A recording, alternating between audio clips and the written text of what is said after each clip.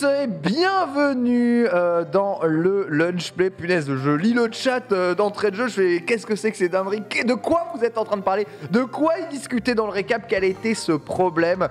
C'est terminé tout ça, regardez, on a même les réseaux sociaux maintenant, je sais même plus où c'est là, voilà, vous avez les informations, nous sommes bien en direct, comme vous voyez j'ai très bien dormi, ma coupe de cheveux est de plus en plus exceptionnelle, ça va être l'heure de remettre le béret bien entendu, et nous sommes en direct pour le Lunchflex dernier de la semaine, vendredi 19 novembre, 12h30, j'espère que vous allez bien, c'est un jour de sortie de Pokémon, donc c'est évidemment une très bonne journée. Sauf pour ceux qui ont commandé leur jeu avec colis privé. Voilà, sauf pour ceux évidemment qui sont des fervents défenseurs du physique.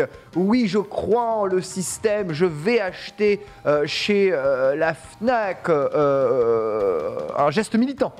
Et, très engagé, et malheureusement, en réponse au geste militant, colis privé vous livre. Et là, c'est le drame.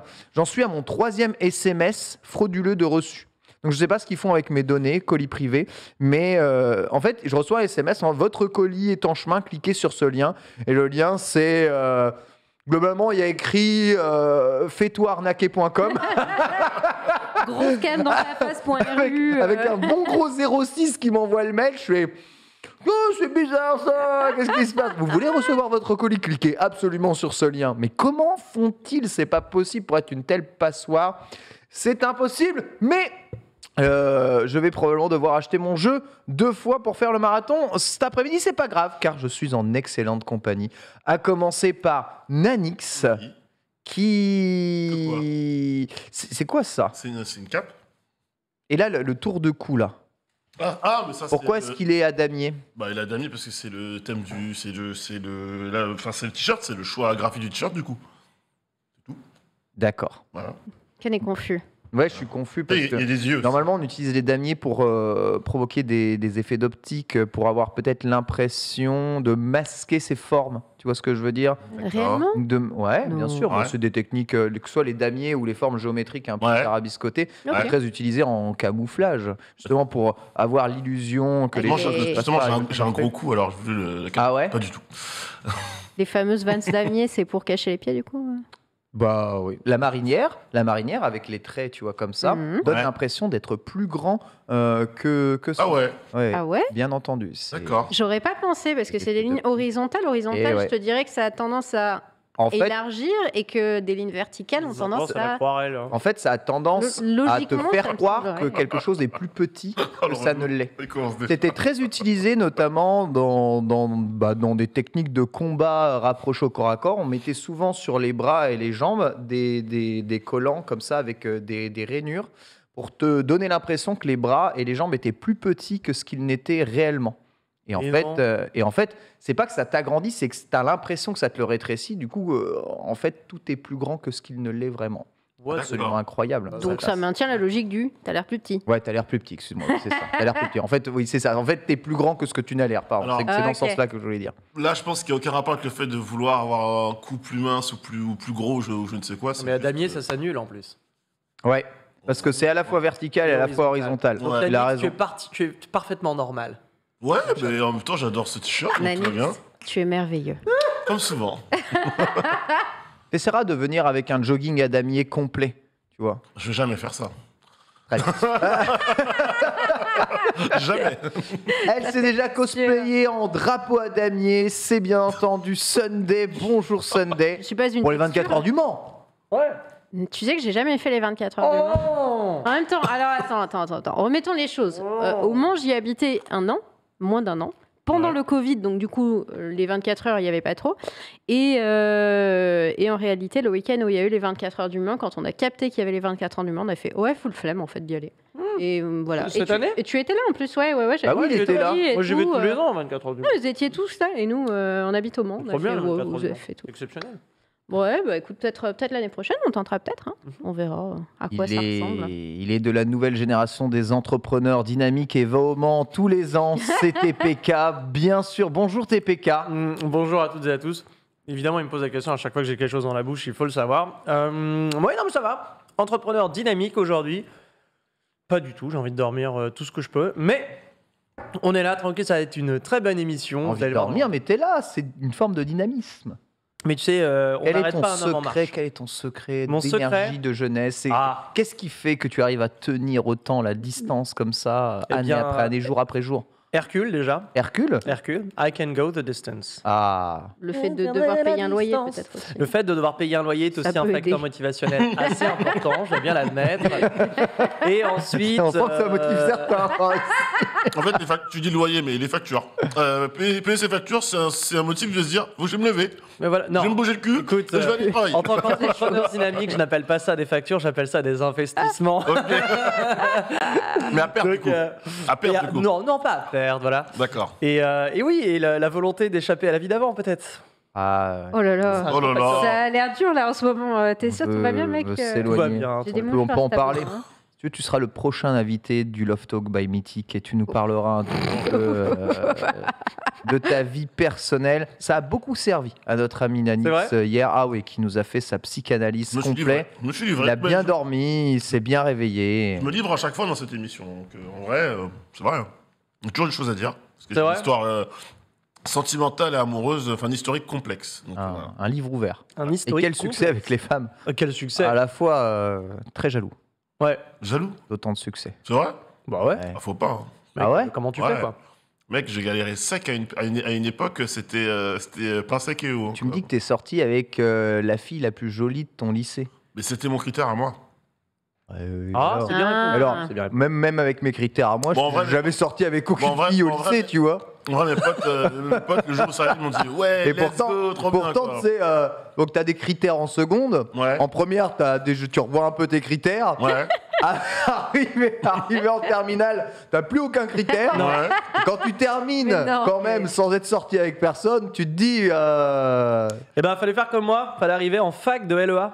ah oui, ça j'avoue, Et alors là, la la fac de fac de jeu c'est LEA. pompé là. Oh là là, mon gars, c'est terrible. T'arrives en fac de LEA, c'est simple, c'est comme si littéralement t'étais un Black Friday, mais tout seul. Là, t'es tout seul dans le magasin et t'es en mode, bah let's go, on commence par quoi? Bah, je suis pareil, hein, abattue, quoi. tu fais première littéraire, tu fais tout le cursus littéraire au lycée, t'es bien. C'est comme ça qu'on rate ses études, c'est ça? Bah, moi j'ai raté. Moi, perdu- j'ai eu ma licence du premier coup. Alors, j'ai pas raté mes études à cause de ça, c'est plus parce que j'ai découvert le foyer du lycée, un baby-foot, un billard, C'est à cause de c'est un écran, une console de bah, jeux vidéo, j'ai c'est- demandé à être délégué du foyer, j'ai raté mon année. c'est encore de la faute des jeux vidéo, c'est ça. C'est hein. surtout de la faute du baby-foot, mec. hein. Le baby-foot, ça a été une passion incroyable. Ouais. Moi, c'était le En plus, billard. en plus, j'ai organisé le baby-foot, le tournoi. Attends, t'es fort à ça alors du coup encore aujourd'hui? Je suis pas dégueu. Parce qu'il y en a un là au bout. C'est Ouais. vrai. Et il paraît que les gens ils se chauffent. Hein, Ouais, mais vrai il marche pas bien, hein, parce que les branches là, il y en a qui sont collées, il y en a qui se dessapent. Ah non, Non, mais ça, c'est une excuse de loser. Non, c'est non, bah fake, non, hein. non, non. En Je vrai, lis, là- hein. en vrai, elle a Team raison. poignée à boule ou team poignée à poire? À poire. Ah, elle préfère la poire. bah, ouais. Oh, allez, ok, j'arrête cette émission tout de suite. À poire. Bah, la boule, l'ergonomie est mieux sur une boule. Ouais. Ne répétez pas ce que je viens de dire. Enfin, c'est mieux Je te laisse rebondir. Démerde-toi. de faire. Mon Claude dit titre. Non, mais c'est vrai. Bip. Au programme de ce Lunch Play, nous recevrons dans le Lunch Play l'interview Johan Sardet, fondateur de Allociné. On le connaît tous très très bien ici, un créateur de faux raccords. Il va nous raconter un peu comment est-ce qu'il en est arrivé ici, comment est-ce qu'il en est toujours là.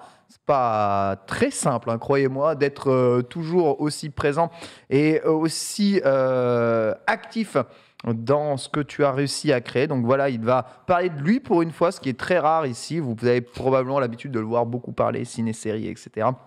dans Allociné l'émission. Là, ça va être un focus sur lui. On va bien entendu revenir sur la revue de presse de la semaine avec beaucoup de choses qui sont arrivées et beaucoup de news, des nouveaux jeux aussi qui avaient un peu leaké et qui maintenant sont révélés. C'est le Black Friday en ce moment, peut-être qu'on vous en parlera aussi un tout petit peu. Voilà le programme globalement de ce Lunch Play. Ça mange la bonne ambiance. Le bisou évidemment à tout le chat qui est ici. Et on va pouvoir commencer tout de suite avec la première news qui régale, qui régale. J'ai envie de dire Phil Spencer. Vous voyez qui est Phil Spencer? Pas du tout. Phil Spencer, le filou. c'est le head boss de Xbox. Voilà. Ok. C'est celui Studio, etc. qui a redressé globalement la marque Xbox lorsque, on va dire, cette dernière prenait un peu l'eau suite à des décisions peut-être un peu trop américano-centrées ou en tout cas assez peu proches du public cible visé des jeux vidéo. Et aujourd'hui, les déclarations de Phil Spencer sont très étonnantes à l'heure où tout le monde lutte contre l'émulation, contre le piratage, contre tout ça. Phil Spencer déclare être pour les émulateurs et pour la possibilité d'installer des émulateurs sur Xbox. Xbox. C'est déjà le cas, C'est déjà le cas, il faut le savoir. Et on apprend que ce n'est absolument pas un truc en mode caché, détourné. C'est une véritable volonté de la part de Xbox de faire en sorte que ceux qui s'y intéressent un peu puissent télécharger des émulateurs sur leur machine. Déclaration, je pense que nous pouvons apprendre de l'histoire et de la manière dont nous préservons les créations. J'aime la manière de faire dans la musique, dans le cinéma ou la télévision. Il y a plein de bonnes raisons pour que le jeu vidéo suive. Mon espoir est que l'industrie travaille sur une émulation légale qui permettrait aux machines modernes de faire tourner n'importe quel vieux jeu. Voilà, que les gens puissent profiter de n'importe quel titre. Voilà, donc quelque chose qui n'existe pas encore vraiment. Vous savez qu'Xbox a beaucoup travaillé sur la backward compatibility, ce qu'ils appellent donc la rétrocompatibilité. Mais malheureusement, ces derniers ne sont pas en mesure d'offrir une rétrocompatibilité totale pour cause de problèmes de droit. Probablement de droits musicaux, de droits de licence, de droits d'exploitation. Ainsi, beaucoup de jeux qui sont sortis sur Xbox ne peuvent plus être disponibles sur le store, ne peuvent pas être réellement émulés légalement à cause de problèmes de droits.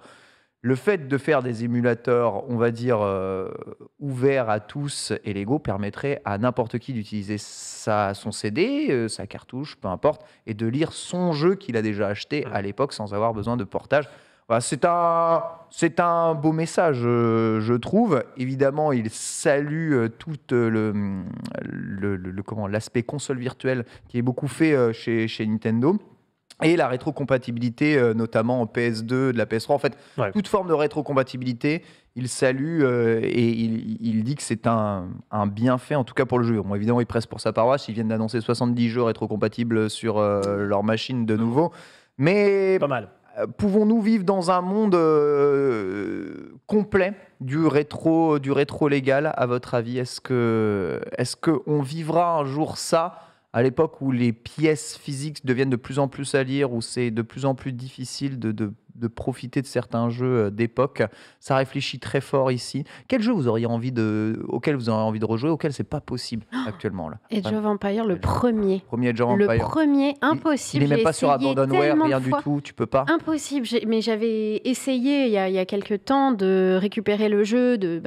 Vous connaissez les druides. Et, bien sûr. Et impossible, parce que ça ne tourne plus sur les Windows récents, etc. Impossible de le faire tourner. Et j'étais en mode, il faut émuler un ancien Windows pour pouvoir mettre dessus le premier Age of Empires pour y jouer.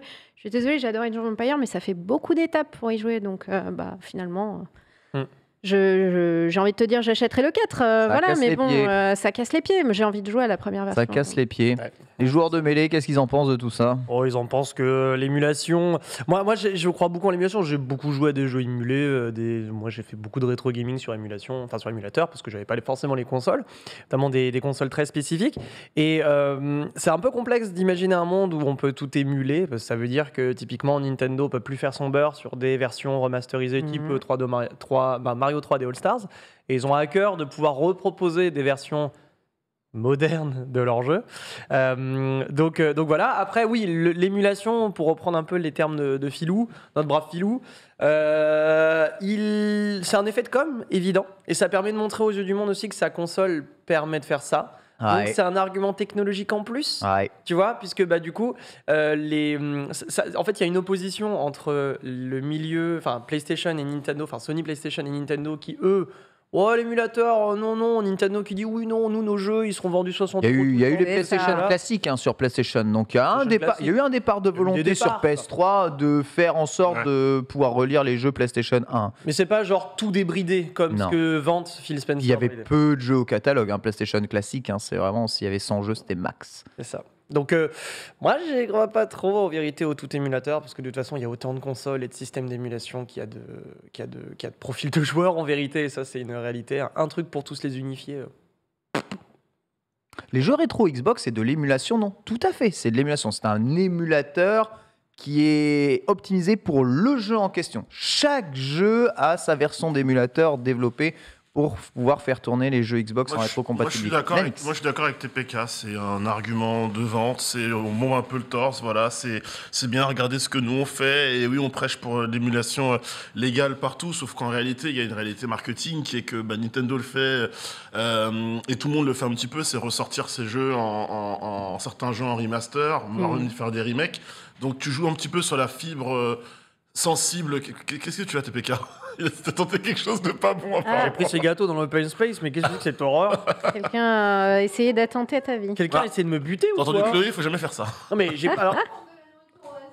Mais non, mais il y a une C'est vrai. réserve avec des petits gâteaux qui sont plutôt, somme toute, de bonne facture d'habitude, tu vois. Ouais. Oui, donc On tu va les, pas as pas, ceux-là. tu les as pas piqués dans l'open space, t'es allé gratter dans la réserve, c'est ça? Ah oui, évidemment, je suis allé c'est pas gratter la dans même la- chose, monsieur. Évidemment, je suis allé gratter dans la réserve. Et Tout le tu as monde gratte dans la réserve. l'outrecuidance de te plaindre de Oui. la nourriture que tu as toi-même Bah, Zouloud. en fait, je comprends pourquoi la réserve est ouverte, de fait. Ouais, T'as donc, les prix qu'il pourrait prendre. ouais, donc, Voilà. j'ai du mal à croire que tu te priverais d'une manne financière ou même d'un côté hype ou d'un côté Dans le micro, revival Nanix, d'une hein. licence. N'hésite pas à parler dans le micro, Pardon, Nanix. d'un côté, je suis désolé. D'un côté, revival d'une licence via l'émulation, et en vrai, moi, ça me laisse assez indifférent. Tu vois, il y a moi, je suis d'accord avec TPK sur le côté, oui, c'est un peu dire ça, c'est un peu le monde des bisounours, mais non. Mais après, en soi, l'émulation. Alors vous voyez là, donc là, All You qui est Ouais. quasiment tout le temps avec nous dans tout le lunch play et qui est souvent, je suis désolé de te le dire, assez à côté de la plaque, dit que le PC a une infinité d'émulations et que du coup Xbox n'a rien inventé. On parle d'émulation légale. Le PC en termes d'émulation légale n'a quasiment rien, aucune offre réelle. T'as les jeux cloud peut-être PS Now qui sont dessus, mais en termes d'émulation légale, tu n'as pas de solution. Ce que Phil Spencer parle, c'est l'émulation légale type le Nintendo Switch Online qui offre Oui. l'émulation légale de multititres. Je vous rappelle, plus de 150 jeux actuellement sur le Nintendo Switch Online. Et c'est l'émulation légale des versions Xbox première génération, Xbox 360 sur Xbox Series. Voilà, c'est de ça qu'il parle. Évidemment, quand il parle d'émulation illégale, à partir du moment où c'est du piratage et on est dans l'illégalité, c'est pas ça qu'il veut mettre en avant. Ce qu'il dit, c'est que ce qu'il aimerait, c'est que les émulateurs légaux puissent être accessibles à tout et qu'on ait la possibilité, avec nos propres jeux, d'utiliser ces émulateurs légaux pour pouvoir jouer à pas mal de jeux possibles. Tu l'as dit, même sur PC, il y a bon nombre de jeux qui sont tombés en abandonware, mais qui sont très liés à la version de Windows dans laquelle tu fais, Oui. où tu es obligé d'émuler des sous-versions de Windows ou des faisais à versions de l'époque. DOS Oui. pour pouvoir Oui. encore C'est ça. y jouer. Et c'est pas spécialement toujours très stable en fonction de la configuration du PC que tu C'est possèdes. prise de tête, Tu vois. surtout. Un joueur lambda, il a pas envie de se prendre la tête avec un truc pareil et devoir Non, mettre une t'as VM juste, et tout. t'as juste envie de lancer et de jouer. Tu veux quoi. lancer ton jeu, tu veux jouer. Après, l'émulation de systèmes d'exploitation, moi je faisais ça dans les années 2002-2003. Mais c'est très fréquent. Souvent, quand un nouveau Et- système d'exploitation Ouais. sort, ils sortent une version émulée du Émulée, précédent ouais. au cas où. Et Tu j'avais vois. 98 sous la main pour mes jeux. Il y avait parce que à l'époque, quand XP est sorti, t'avais une chier de jeux de Windows 98 qui ne marchait pas. C'était genre impossible. Et c'était relativement simple en vrai. Donc, faudrait que je me replonge là-dedans. Est-ce voir que si c'est simple plus parce que c'était un craquito du truc ou Non, moi j'étais pas un craquito. Moi à l'époque, j'habitais en Tunisie, il y avait des craquitos. Les, Ok, les druides du ok, bled. ok. Ah, Au les druides revoir. du bled, je les embrasse. Ah, bah, ça. Ah, avec un bout de carte mère délavé, abandonné dans la mer, 2-3 fils et un chewing-gum, les mecs ils te pirataient la NASA. C'était exceptionnel. Donc oui, on faisait comme ça, mais ouais, aujourd'hui je pense qu'il y a des moyens plus simples que de Ah, sincèrement, sans avoir les émulateurs dire illégaux, jamais j'aurais découvert tous les jeux Neo Geo que je kiffais. C'était tellement impossible de les acheter à l'époque, tu vois. Le prix était scandaleux. Enfin, c'est pas scandaleux, non. En fait, à terme, tu te rends compte que les prix n'étaient pas si scandaleux que ça. Non, mais pour l'époque, c'était scandaleux. Oui, mais ils vendaient tellement peu de copies qu'en vérité, ton jeu avait toujours plus de valeur que ce qu'il n'a quand tu l'achètes. C'est incroyable, hein, j'ai vu ça, qu'un jeu Neo Geo, tu l'achètes, t'avais déjà un jeu qui valait plus cher que ce que tu avais acheté rien qu'en l'achetant de base. Ouais. Et plus on avance dans le temps, pire c'est. Donc c'est vrai que pour les jeux physiques, il y a une prise de marché. Mais ce que lance ici Nintendo avec le Nintendo Switch Online, j'ai l'impression qu'il aurait beaucoup aimé le faire, ou beaucoup essayer de pousser les autres à le faire aussi sur leur plateforme. Imagine, demain on te dit, t'es sur PC, ouais. PlayStation lance son service PlayStation Classic, un service d'abonnement dans lequel tu peux jouer à 250 à 300 jeux PlayStation 1, PlayStation 2. Donc quasiment tout le parc complet des jeux Non, parce que le parc complet des jeux PlayStation 1, PlayStation 2, si je dis pas de bêtises, c'est plus de 12 000 jeux. Ouais, ouais. C'est absolument... PlayStation 1, c'est indécent. Ouais. Tu vois, mais ça, c'est des choses qui me dérangent avec l'émulation légale, c'est le choix aussi des jeux que tu proposes. Ouais, tu peux jamais tout avoir. Après, il y a beaucoup de jeux qui sont tombés, qui sont de la merde. Mais c'est bien de pouvoir jouer à des jeux de merde aussi. Ouais, mais sur Plus de respect pour Siphon Filter, hein, monsieur. Non, mais sur Play 1, t'avais quand même globalement 2 jeux sur 3 qui étaient à peine moyens, tu vois. Ouais, mais j'ai quand même envie d'y jouer, tu vois. Ouais, bah tu joues ce que tu veux. Bon, bref, si un service comme ça sortait de la part de PlayStation, ce serait quand même cool, tu vois. Non, tu trouves pas que ce serait quelque chose d'assez cool? Ah non, si, ce serait bien. Je dis pas le contraire. C'est pas un service qui te donnera envie de souscrire. T'intéresse? Faut voir le catalogue de jeux, encore une fois. Faut voir les jeux proposés. Moi, en fait, même pour Nintendo Switch Online, avant de me lancer dans ce genre de choses, je regarde les jeux qu'on me propose. Et typiquement, j'y vais ou j'y vais pas, quoi, tu vois.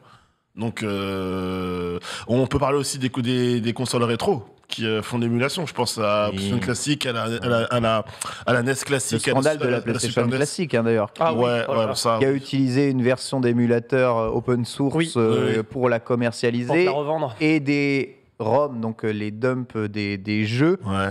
Du trouvable sur Planète Émulation. Et ça s'est vendu? Et c'est un produit officiel. Ça s'est vendu. Sony qui a vendu ça. Ouais. Ça s'est vendu. Ça. Ouais, le produit n'est pas d'excellente qualité. En fait, donc, le produit a pas trop bien marché parce qu'il a pris un peu, il s'est fait un peu stomp très rapidement, quoi. Contrairement au produit Nintendo, la NES Classique et la Super NES Classique. C'était un produit de niche en fait, et le truc c'est que la niche était au courant de la supercherie. Donc c'est le problème. Alors que du coup les meilleures consoles mini qui étaient sur le marché, c'était les consoles mini Nintendo. Ouais, c'est ça, la NES. Nintendo, ils étaient vraiment sur une vraie plus-value en termes de émulation, 2 ROM. Ils ont recréé leur émulateur, avec Star Fox 2 de Super NES. Tu vois, je parlais il y a 2 minutes, enfin même moins du catalogue des jeux. Moi, j'étais là en mode. Ok, la NES Mini, il y a 1 ou 2 jeux qui vont m'intéresser. La Super NES, il y a tellement de jeux qui manquent, mais il y a il y a celui-là. Tu vois, typiquement, il y a j'ai les 2 consoles chez moi, il y a que 3 jeux qui m'intéressent, quoi, tu vois. Après, c'est personnel. C'est plus un objet de collection que véritablement ta console d'appoint tous les jours. Je sais pas si vous avez ça dans votre entourage, mais je connais beaucoup de mes amis qui ont des enfants qui vont utiliser ces plateformes qui permettent de jouer à des jeux pas très très chers pour permettre à leurs enfants de jouer à des jeux vidéo. Donc les NES Mini, les SNES Mini, le Nintendo Switch Online. T'installes Nintendo Switch Online. Moi, je connais, j'ai comment la fille d'un de mes meilleurs amis. Elle joue à Yoshi's Island, tu vois, en ce moment. Elle joue à Yoshi's Island et franchement, ça leur a coûté juste le compte familial Nintendo Switch que de toute façon ils ont pour pouvoir jouer un peu online à Mario Kart. Et tu vois, et dans sa chambre, elle joue à Yoshi's Island. Tu vois, pour rebondir sur ce que je disais, moi j'ai un pote, il achète les consoles dans des magasins de rétro gaming, il passe pas par les émulateurs Lego, donc Nintendo ou Sony via le PlayStation Classic, et du coup il préfère lui-même acheter ses jeux, retrouver les anciennes cartouches. En fait, il a encore ce goût d'aller chercher le produit à l'ancienne, et surtout, ça lui permet de créer son propre catalogue de jeux et de pas avoir un catalogue qui lui est imposé. Lui part du principe, je vais bien payer, ça me dérange pas, mais si sur, je sais pas, 30 jeux, il n'y en a que 2 qui m'intéressent, let's go, autant essayer de retrouver le produit en physique et d'acheter la console en physique, quoi. Après, tout est une histoire de mesure. C'est la même différence qu'il y a entre le spécialiste et, on va dire, le grand public. Moi, tu vois, je suis très fan des jeux rétro, je suis un spécialiste, donc je vais aller acheter la version du jeu d'origine. Je vais y jouer sur le support d'origine, Ouais. je vais acheter des adaptateurs les plus performants du monde pour pouvoir y jouer sur des écrans modernes et Ouais. pour pouvoir avoir l'expérience d'origine. Tu vois, c'est ce genre-là. Mais ce genre de choses-là, c'est un investissement financier de ouf. Ah, Tu bien vois, sûr. c'est genre, Complètement. je sais que les adaptateurs, tu vois, RGB HDMI qui fonctionnent bien, c'est 150 balles. Les jeux rétro, Ouais. quand tu veux les Oui. avoir en boîte en version d'origine, aujourd'hui, C'est un les pognon cotes, monstrueux, elles ouais. sont complètement folles. Si tu veux trouver des bonnes, je sais pas, Super Nintendo, n'importe quoi, Saturn, en bon état, ça coûte très cher. Souvent, c'est des matériels d'occasion qu'il faut en plus réentretenir juste derrière. En fait, tu Ouais. commences à t'intéresser au marché de la collection. Ouais. L'idée, c'est plus que de jouer comme ça, c'est une idée de préserver le patrimoine et de pouvoir Ouais. rejouer à des jeux. Ouais. C'est là-dessus, à mon avis, que Phil Spencer insistait, plus que pour le côté collection rétro, Oui, truc, oui, tu oui. vois. Oui, ben oui. Bien sûr. Donc, c'est peut-être qu'un jour, ça arrive. En tout cas, ceux qui sont le plus prêts à faire ça, c'est Nintendo. Et d'ailleurs, il en parle beaucoup. Hein. Pour eux, c'est un mini Game Pass. C'est un mini Game Pass du rétro que Nintendo est en train de faire. Ils sont prêts Et, à vendre euh, ça surtout. ouais. C'est plus l'intérêt du pognon que de préserver les jeux. Moi, quand même.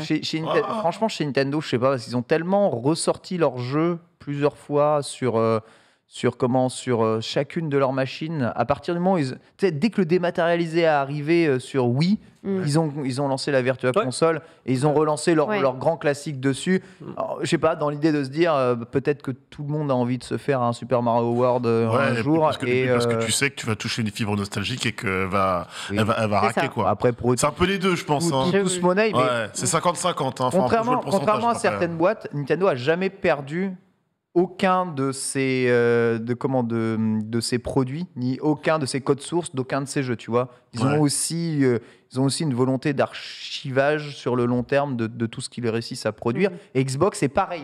Dans la philosophie, ils ont fait exactement pareil. Ils ont eu cette volonté d'archiver la totalité des jeux qu'ils ont fait et la totalité des licences exclusives. Et ça leur fend un peu le cœur de ne pas pouvoir les rendre disponibles, je pense, à tous, toutes les personnes qui ont été fans, en tout cas, de ces licences. Mais tant pis. Tu vois, ne serait-ce que les 3 premiers Crash Bandicoot sur PlayStation, tu vois. Bon, il y a le remake et le remaster, mais aujourd'hui, tu es sur PS4, tu veux jouer aux 3 premiers Crash Bandicoot, Tu peux pas. Tu es sur PS5, tu peux pas. Ouais, tu peux pas. C'est Crash Bandicoot, quoi. Ouais, Gran mais- Turismo 1, Gran Turismo 2, les jeux les plus vendus de la PS1. Ouais. Tu peux pas. Alors oui, tu me diras, ça n'a aucun intérêt de Sur- jouer à Gran Turismo 1, Gran Turismo 2. Mais juste nostalgie, quoi. Je sais pas. Le premier, c'est ce qui m'a fait tout amour. Enfin, comme tout le monde. Hein, Ouais, aujourd'hui, c'est un jeu rincé, quand même. Ouais, c'est rincé, mais tu faisais ton petit garage, tout ça, avec les petits temps de chargement, ça. Non, en vrai, Petit temps de chargement. en vrai, on me le propose, je pense, j'y joue 5 minutes. Ouais, non, mais c'est Donc tu vois, c'est une logique différente. Tu parlais de Nintendo dans le côté nostalgie, là où je te rejoins, c'est que c'est aussi le côté familial. On vous propose une licence et en gros, l'idée c'est, elle va vous accompagner toute votre vie, vous, vos enfants, vos... C'est ça. Voilà. C'est ça. Sony, j'ai pas forcément le sentiment que ce soit la même réflexion autour de leur licence. Alors peut-être avec des jeux comme des grosses licences comme Uncharted, God of War, etc., les licences qui marchent et qui veulent étendre sur plusieurs années.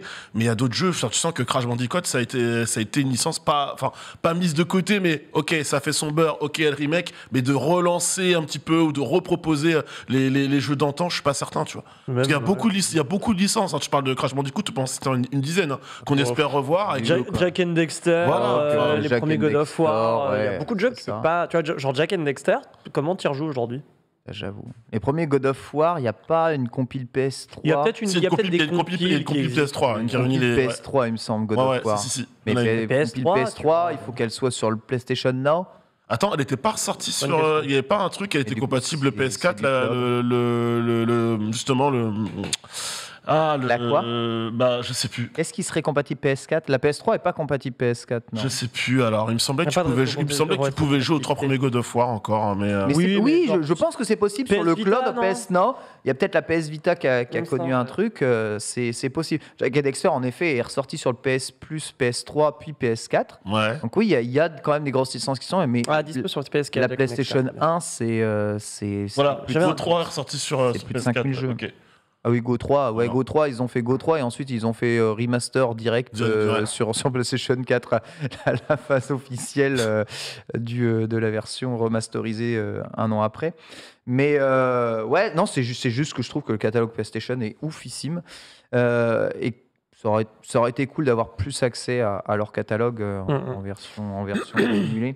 C'est dommage qu'il n'y ait pas plus de trucs comme ça, mais je pense que ce qui a beaucoup changé aussi chez PlayStation, c'est que contrairement à Xbox et à Nintendo, ils ont beaucoup changé de direction et de décisionnaire au sein de la boîte. De Oui. plus en plus, avant PlayStation, c'était vraiment une boîte japonaise, tu vois. Sony Computer Entertainment Japan, ils faisaient la pluie et le beau temps, ils avaient leur licence de JRPG, ils avaient leur licence de jeux de combat, leur licence de... Tu vois, tout leur genre, ils avaient lancé un jeu. Et aujourd'hui, ça devient une boîte très, très, très américaine, qui Bien sûr. ferme de plus en plus de studios au Japon, d'ailleurs. Donc, c'est une autre... on va dire, il y a deux PlayStation, Ça évolue. je trouve. Dans l'idée. En tout cas, voilà, Phil Spencer à propos de l'émulation, content en tout cas d'avoir eu votre point de vue. On va parler de Warner. oui. Ah, parce que Warner, alors Oh là, oui. là, ça va régaler tout le monde, bien Bien entendu, sûr. puisque Warner, c'est le DC Universe. Mais Warner, c'est aussi Shaggy. Et Warner, c'est aussi Smash Bros maintenant. Puisque oui, Warner Bros vient d'annoncer un nouveau brawler. Ça s'appelle Multiversus. Incroyable nom de jeu. Quand j'ai vu ça, j'ai cru c'est un scam, ça n'est pas possible. Non, ça s'appelle bien Multiversus. Je suis pas sûre qu'on prononce comme ça, Ken. Ah si, On Multiversus. ne met pas l'espace à tout temps. Ah, peut-être que l'espace. Il faut, vu le choix du nom, si tu mets pas d'espace entre les deux termes, c'est compliqué. Hein. Non, mais multi versus. Multiversus, oui. Allô Genre MV, ça brève trop bien. J'aurais trop bien. tellement voulu être là au moment du brainstorming sur le nom du jeu. Ça me... Le nom Mais du jeu, non, je il le est trouve trop bien, cool. de Moi, je le trouve ouf. trop Moi, cool. je suis d'accord. D'accord, ok. Ah, faut Ça me réfléchir semble un pas- peu. Il y a vraiment que on moi est capable. Oui, non. Oui, il n'y a que toi. Très bien. Il y a que moi. Tu vas pas appeler ça Super Warner Bros, non. Ah, Chloé, t'as dit quoi? Voilà, merci. Ah. Ouais, moi je trouve le nom pété. Personnellement, je trouve le nom pété. Chloé, c'est Il y battu avait avec une un pied de télé depuis 20 Mais- minutes, donc bon, a priori.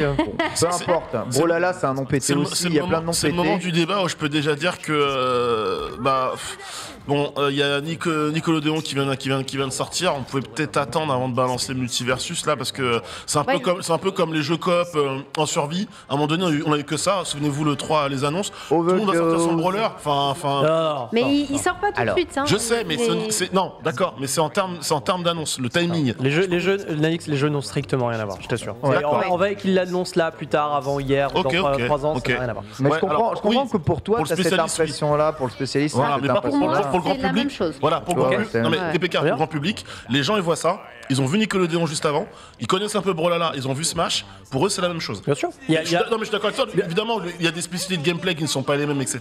Non, mais attends, c'est pas le gameplay. Là, ici, ce qu'il y a de vraiment, et l'argument percutant de ce Ouais. jeu-là, c'est pas le gameplay, c'est pas le concept même de Smash Bros, C'est le free-to-play. Voilà, exactement. L'argument Le numéro jeu un de est ce gratuit. jeu, D'accord. c'est pas du tout d'être la prétention d'être le Smash Bros. On s'en fout, le jeu il est gratos. Le Et genre, jeu, je il faisais est hier sur mon stream, on en parlait, on essayait de Ouais. faire un petit peu le listing des jeux de combat qui sont sortis avec en modèle free-to-play. Ouais. Et ça se compte sur les doigts d'une main. Hein, Ah, il y en a vraiment. pas beaucoup. Ça se compte sur les doigts d'une main. T'as Killer Instinct, Dead or Alive, Tekken Revolution, t'as Brawlhalla et Fantasy Strike. Fantasy Strike, tout à Qui fait. est un excellent jeu d'ailleurs que je recommande. Bref, les jeux de combat gratuits, c'est absolument rarissime. Et quand il y en a un qui sort, c'est-à-dire une fois toutes les 3 lunes bleues, eh ben on est en mode ok, qu'est-ce qui se passe? Et là, ce jeu en vérité, donc ce qu'il a de très important, enfin ce qu'il a de très intéressant, premier c'est que c'est gratuit, et de deux, c'est que le point phare, le propos du jeu, ce n'est pas de proposer du 1v1, Ouais, c'est du Mais 2v2. du 2v2, ouais. V2. Oui. Et pourquoi ce 2v2 est excessivement important d'un point de vue communication? C'est parce que dans les jeux de combat, il y a beaucoup de gens qui disent moi, j'ose pas jouer à des jeux de combat parce que je suis tout seul derrière la manette, tu j'ai vois. peur. Si je gagne, si je perds, j'ai peur, tu vois, c'est chiant et tout machin bidule. Alors que là, les mecs ils disent non, mais attends, c'est gratos, prends-toi un pote, vous jouez ensemble. En gros, et je tiens ça de ma copine qui m'a dit ça hier soir, elle m'a dit mais en fait, c'est le meilleur des deux mondes entre les jeux en équipe où le succès de League of Legends, Counter-Strike, etc., c'est avant tout des jeux où le succès, c'est de pouvoir dire que ton mate est un fils de pute. C'est vrai, ça. C'est principalement ça. C'est- Si tu veux expliquer, c'est vrai, si ça. tu veux expliquer le succès de League of Legends, C'est de sa faute. ça permet à n'importe qui de dire mon mate est un fils de pute. Excellent. Et bah du coup tu prends ce petite valeur ajoutée, tu la jettes sur un jeu de combat qui ressemble à Smash Bros avec des personnages de ton enfance ou pas, parce qu'il y a même Arya Stark, tu vois. Ouais, ouais. Et puis let's go. Et puis ils mettent des fonctionnalités sociales en plus, parce qu'ils l'ont dit dans le trailer, on va mettre un système de guildes. de guildes dans un jeu de combat. Genre, les seuls qui ont tenté de faire ça, c'était Capcom avec le système de dojo il y a sur le Street système 5. de dojo sur Tu Capcom. vois ouais. Et il n'y a pas vraiment d'aspect social dans le Bon, jeu il de y a combat. rien, qui est c'est vraiment juste tu affirmes ton appartenance à un dojo quelconque, c'est juste un tag en fait. C'est un tag à la Ouais. con, tu vois, mais au moins ça permet de renforcer l'aspect social et c'est ce qui manque, je pense, pour pas mal de joueurs pour se lancer dans l'aventure des jeux de combat. C'est ce côté social, appartenir à quelque chose de plus grand que simplement moi derrière une manette, tu vois. Et je trouve que ce jeu essaye de répondre avec ses mots à ces problématiques. Et c'est pour ça que ça m'intéresse. Je comprends ton Ah, mais ça point de m'intéresse vue. aussi, c'est juste que j'ai l'impression qu'en termes de timing, ça arrive à un moment. Enfin, j'aurais vu une annonce un peu plus tard. Après, moi, le jeu m'intéresse parce qu'il y a Batman et Superman. Donc, Oui, voilà. C'est vrai, Oui, c'est oui, voilà. Le roster de perso est stylé en Bah, le vrai. roster hein, des persos. franchement. Moi, il y a Ouais, Bugs mais Bunny. c'est Bugs stylé. Bunny, c'est un de mes Il mains. y a Tom et Jerry, quoi. C'est main Ah, mais il y a T'es Tom main et Bugs Jerry. Bunny, toi. Moi, c'est Tom et Ah Jerry, ouais, par contre. de ouf. Non, mais Le comique de répétition, l'invincibilité du perso, les gags infinis. non, mais j'ouvre Twitter, je tombe sur Scooby-Doo qui éclate Superman. J'ai dit, Ouais, ok, Sammy, ce jeu, c'est Sammy ce jeu, Sammy, ouais. Shaggy, J'ai ouais. dit, ce jeu, direct, c'est bon, c'est pour moi, quoi. Enfin, Et instantanément, j'y vais. Et justement, pour aller plus loin Sauf le là-dessus, nom, quoi. a priori, les rumeurs de ce jeu viennent en fait de la demande de beaucoup de fans d'avoir Sammy de Scooby-Doo Ouais, dans Mortal Kombat. tout à fait, En c'est fait. ça. Mais C'est, non, en fait, c'est c'est vrai un mème Ouais, ouais. qui Incroyable. circule Complètement. depuis la nuit des temps sur Internet. Et donc, du coup, les mecs sont partis de ce principe en disant mais attends, mais effectivement, s'il pouvait y avoir Sammy quelque part de Scooby-Doo. Et c'est pour ça que dans le trailer, tu le vois en train de passer SSJ1. C'est pour ça que tu le vois en train d'arracher son t-shirt à la fin en mode let's go là-dessus. Tu vois, genre Sammy boosté aux hormones. En fait, et ils assument. Le perso est un vrai mème sur Internet et le Shaggy mème a Migaté. dépassé complètement le personnage. Non, parce qu'à la base, Shaggy, c'est le loser de Scooby-Doo, tu vois. Mais c'est le loser qui, avec Scooby-Doo, résout quasiment toutes les enquêtes C'est sans faire exprès, Ouais, tu vois. ouais, ouais. Donc, il est invincible, il n'a jamais été battu. En plus, il a résolu tous les crimes, alors que, globalement, il Il a n'a rien rien fait. du tout. Et du coup, il y a un Shaggyverse dans le truc où évidemment les gens ont commencé à opposer Sammy à tous les personnages les plus forts du monde, donc notamment à l'univers de Dragon Ball. T'as tout un Shaggyverse où Shaggy affronte tous les personnages de Dragon Shaggy Ball. Migaté. Et exactement, et Shaggy gagne quasiment Gagne tout. à chaque C'est fois bien à la animé. fin. Et C'est un truc de ouf. et pour la regardez petite- ça, il est il invincible. est trop fort, Shaggy. Regarde Oh le là boss. là. Le boss. Et pour la petite histoire, donc tous les doublages des personnages sont assurés par des doubleurs officiels des licences Warner Bros. Tellement. Donc c'est pour ça que vous avez Conroy dans le doublage de Batman, notamment, et vous avez Matthew Lillard, l'acteur qui a fait Shaggy dans les films Scooby-Doo, qui double le personnage dans le jeu. Punaise, alors ça Et c'est ça, grandiose. Matthew Lillard, j'adore cet acteur, et C'est genre grandiose. exceptionnel. Et il y a aussi un autre truc qui me fait dire que ce jeu, et on est en 2021, et c'est un petit peu triste de constater ça seulement qu'en 2021, mais le jeu propose des skins. Ouais. Et là où les Oui, ça skins, va être le modèle. c'est monnaie courante des skins. Tu prends n'importe quel jeu rincé sur ton Android Play Store, etc. Bon, bah, il y a des skins partout. Dans les jeux de combat, c'est pas vrai. Il n'y a pas des skins partout. Et nous, on demande des skins pour mettre notre Mario en Mario Super Mario Maker, tu vois, j'en sais rien. Bref, et ce n'est pas systématique parce que c'est des modèles économiques et des coûts de production. Bref, on s'en fout. Mais là, du coup, ils ont montré quelques skins et je suis en mode, mais trop bien. Et genre, du coup, ils ont montré un skin où Shaggy, il est en Bruce Lee. Et en Bruce Lee, Ça ouais. fait Shaggy et je suis en mode oui. Et je sais pas si vous pouvez retrouver les images, c'est à la fin du trailer, mais c'est trop bien et je me dis mais un modèle free-to-play où tu peux enfin acheter des skins pour ton perso à toi que tu joues et le décliner à l'infini, mais pff, Toi, ça te botte bien, ça t'intéresse. moi ça me botte bien. Alors le point de vue gameplay, bon voilà, je sais pas ce que ça vaut, et comme tout le monde, tu vois, En mais tout cas, ouais, le trailer le était propos, très au ralenti. On sent très que mou, la ouais. version est vraiment dans une début de version. Donc, c'était un peu mou. C'est très marketing, surtout le Oui. trailer qu'ils ont fait. C'était Oui, oui. pas Oh, un bah, trailer bien de sûr. gameplay, Non, c'était parce qu'il y avait vraiment. de la discussion, les mecs parle, présentaient leur concept et tout. Ouais, Ouais. complètement. Il y a c'est des ça. idées de gameplay, comme l'a dit un peu TPK. Il y a, les personnages ont, tu vois, des attaques différentes. Voilà les skins. Tu vois, il y a le skin Ryu. de Chuck Norris. Chuck Norris, le dernier, il est mais incroyable. oui, Chuck Norris, c'est Chuck Norris ou Ryu? Oui, Ah non, c'est Chuck Chuck Norris, Norris, Chuck Chuck Norris. Ouais, non, Chuck Norris. Et l'idée, c'est que tous les persos ont des coups, ont des attaques de support. Donc vraiment, Ouais, ça. des attaques qui servent à aider l'autre en duo. Et ça, des coups pensés ou des attaques pensées pour le support, il y en a beaucoup dans Pokémon, Oui. par exemple, pour pouvoir jouer à la fois en duo ou à la fois en solo. Mais dans un jeu de combat, C'est en fait, dans Smash Ça. Bros, tu peux jouer en 2v2. Oui. Il n'y a aucune attaque pensée, designée pour le duo. Tu en auras qui vont s'adapter bien au duo, mais il n'y en a aucune qui sont designées Ouais, pour. t'as pas de la vraie coop pure. Quoi. Exactement. Et pourtant, Et alors, oui. pourquoi tu penses que celui-là va mieux marcher sur de la coop que Smash qui, lui, fonctionne, a déjà de la coop existante? En fait, les deux jeux sont radicalement différents. En fait, Smash, donc le système de V2 existe déjà en tournoi. Vous avez déjà des tournois de V2. Oui. Vous aviez même Ouais. des tournois 3v3 qui avaient été testés à une époque. Sérieux? Ouais, ça marche plutôt bien. Le jeu fait tout tourner en 60 FPS, donc let's go là-dessus. Et t'as des vraies stratégies en 2v2. Il y a des gars qui sont des experts dans ce format-là. Après, là où ce jeu peut se démarquer, c'est parce que, encore une fois, c'est gratos. Et que se trouver des mates quand il y a un paywall à 60 balles, c'est plus complexe que Ouais. se trouver des mates quand il n'y a pas de paywall, en fait. Donc 27 là-dessus, millions de ventes quand même. Smash, c'est un cas à part. La encore une véritable fois. problème de Smash, c'est pas ça. Le véritable problème de Smash, c'est que si tu veux te trouver avec ton playmate online, tu peux pas jouer avec lui en fait. Et déjà, tu peux pas jouer avec lui, parce Voilà. que le mode en ligne est rincé de Voilà. base. Et C'est d'ailleurs, plus ça le souci. ce qui me fait penser que du coup, Brawlhalla, c'est parce que je pense que le jeu se rapproche plus d'un Brawlhalla que de véritablement Je pense Smash Bros. aussi, ouais. Tu vois, ça n'a aucun sens de comparer Smash Bros à ce jeu-là. Et par rapport à un Brawlhalla, où Brawlhalla, eux, le 2v2 est déjà un format compétitif très poussé, très développé, principalement aussi parce que c'est gratos et parce qu'ils ont un netcode hyper robuste. Et ben les gars, dans le trailer, on dit, nous, l'objectif, c'est d'avoir le meilleur netcode du marché, c'est d'ailleurs la possibilité de jouer en ligne, avec, encore une fois, quelque chose de très intéressant, c'est qu'ils misent sur des serveurs dédiés. Oui. En fait, parce que vous savez, généralement dans Smash, ils disent oui, les serveurs sont rincés. Bon, bah, il n'y a pas de serveur sur Smash Bros. Il y en a pas. Même dans la plupart des jeux de combat, il y a 0 serveur. C'est des connexions en peer-to-peer. Et là, ils ajoutent des serveurs dédiés pour encore plus renforcer l'aspect multijoueur. Parce que le côté peer-to-peer, quand tu as plus de 2 joueurs, c'est chiant. Et donc là, bah, du coup, tu as un bon netcode, c'est gratos. Il y a des persos avec des vraies licences, contrairement à Brawlhalla, parce que Brawlhalla, ils viennent de nulle part. Pour moi, c'est quand même... Future banger.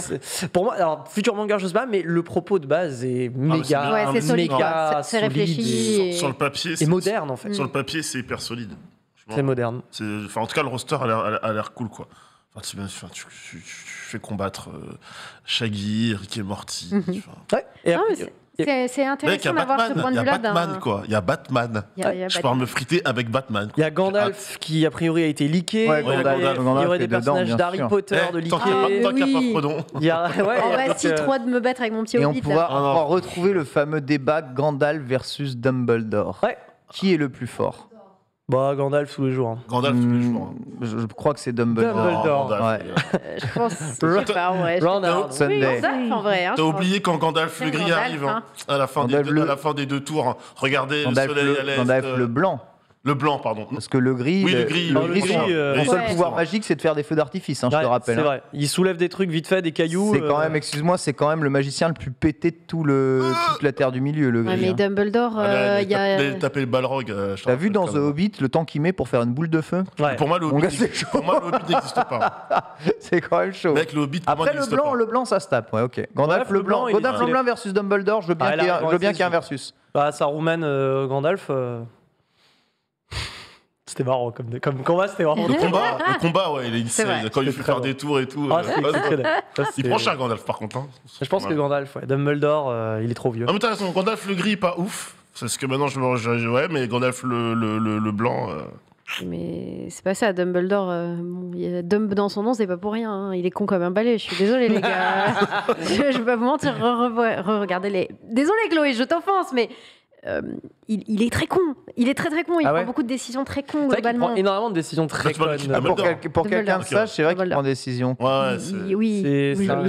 J'avoue que Gandalf a une vision du jeu Non, mais il a- incroyable. il a un charisme malade, quoi. Quand il Incroyable. balance ses sorts et tout, Ah, il ça, a je un suis d'accord. flow, Après, quoi. après, c'est Je suis d'accord avec toi. Ian McKellen aussi qui a. Mec, quand il murmure, pense que c'est- à son oiseau qui part. enfin, C'est t'es plus là, Ian mais McKellen qui a du charisme que Gandalf, si je peux me permettre. Laisse-moi C'est vrai. tranquille.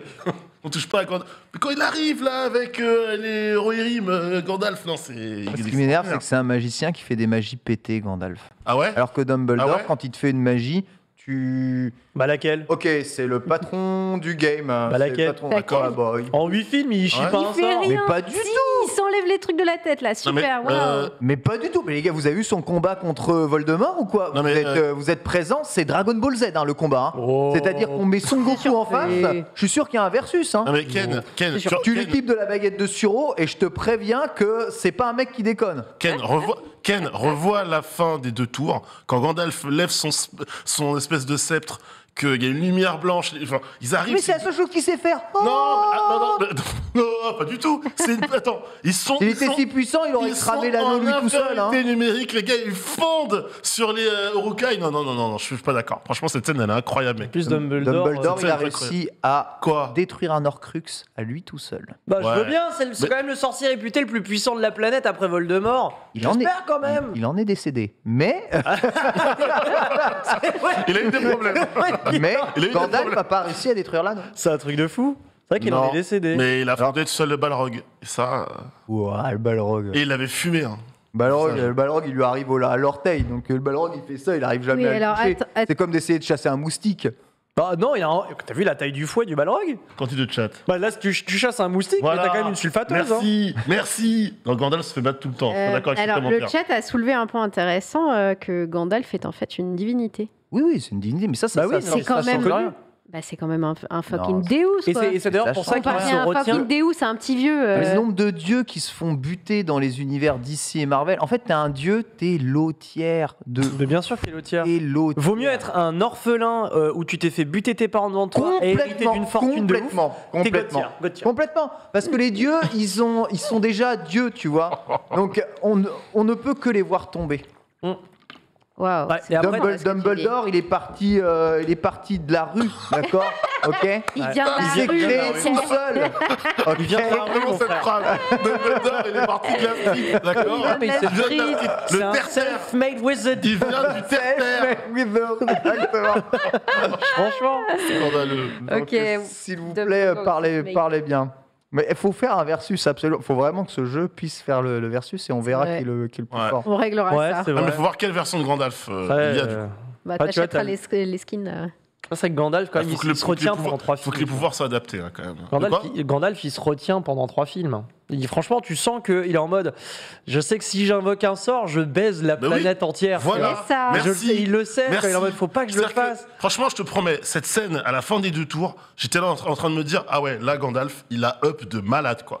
Et vraiment, juste, le mec fait juste une chose, c'est, je lève mon sceptre au soleil, et derrière, l'héros Erim, il fume les Uruk-hai. Cette scène, elle est incroyable, mec. Même lorsqu'il défie le Balrog, il a un flow de fou. Plus de respect sur Gandalf, mec, vraiment. Je dis pas que je respecte pas. Dumbledore Et- et ses décisions pétées, là. Non, mais le je te dis départ, que quand tu l'as dit, Dumbledore, il est nul à chier, c'est un Dumbledore. vrai magicien. ok Ouais, Là où Gandalf, ouais. c'est un escroc. Dans les Animaux Fantastiques, Dumbledore, c'est un vrai magicien, vraiment. Ah oui, c'est un vrai magicien. Ah bah, on le voit vachement, je trouve. Hein. C'est de la magie. Mais on le voit vachement. Hein. Et normal, il est un peu en retrait. Ah, mais non, il est pas, non, non, Il est un peu en retrait.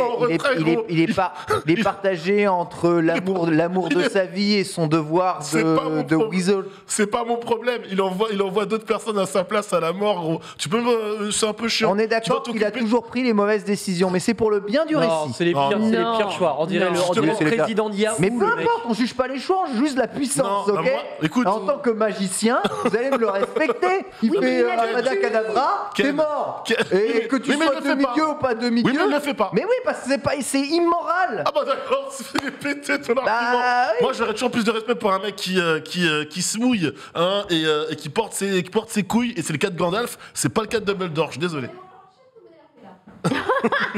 Merci Père Chloé. Fouras Mais dans Chloé, tout elle est ça. avec moi. Hein. Alors que Père Fouras. Non, non, Exactement.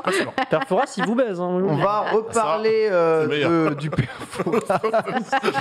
lui c'est le meilleur. Justement, le Père Fouras, vous le regardez où? À la télé. Eh bien, il y a des choses qui arrivent justement sur les nouvelles télés, puisque À la transi. LG vient de déclarer s'être associé à GeForce Now pour pouvoir intégrer directement le service au sein même de leur télé. On rappelle, GeForce Now, c'est le service de cloud gaming de Nvidia. Ça marche plutôt très bien, notamment si vous possédez une Nvidia Shield TV. Mais voilà, la volonté de LG, c'est d'intégrer, plutôt que de passer par un device qui a, lui, son propre système pour streamer en cloud gaming sur ton truc, autant passer par le système on-chip des télévisions LG pour directement vous envoyer ça. Pas la première fois qu'on entend parler de ça, puisque vous savez que Xbox a la volonté aussi de mettre xCloud en application directement sur les télés à partir de l'année prochaine. C'est quelque chose qui pourrait vraiment changer un peu la face du jeu. imagine, quand Netflix est arrivé directement sur tes télés, tu lances Netflix, tu as directement ton truc, t'as pas de box de je sais pas quoi, ma gueule, pour pouvoir lire ça. Là, on pourrait faire pareil pour le jeu vidéo. Pas de box, donc j'entends box, Xbox, PlayStation, pas de console de jeu. Le jeu, il est dans ta télé, direct.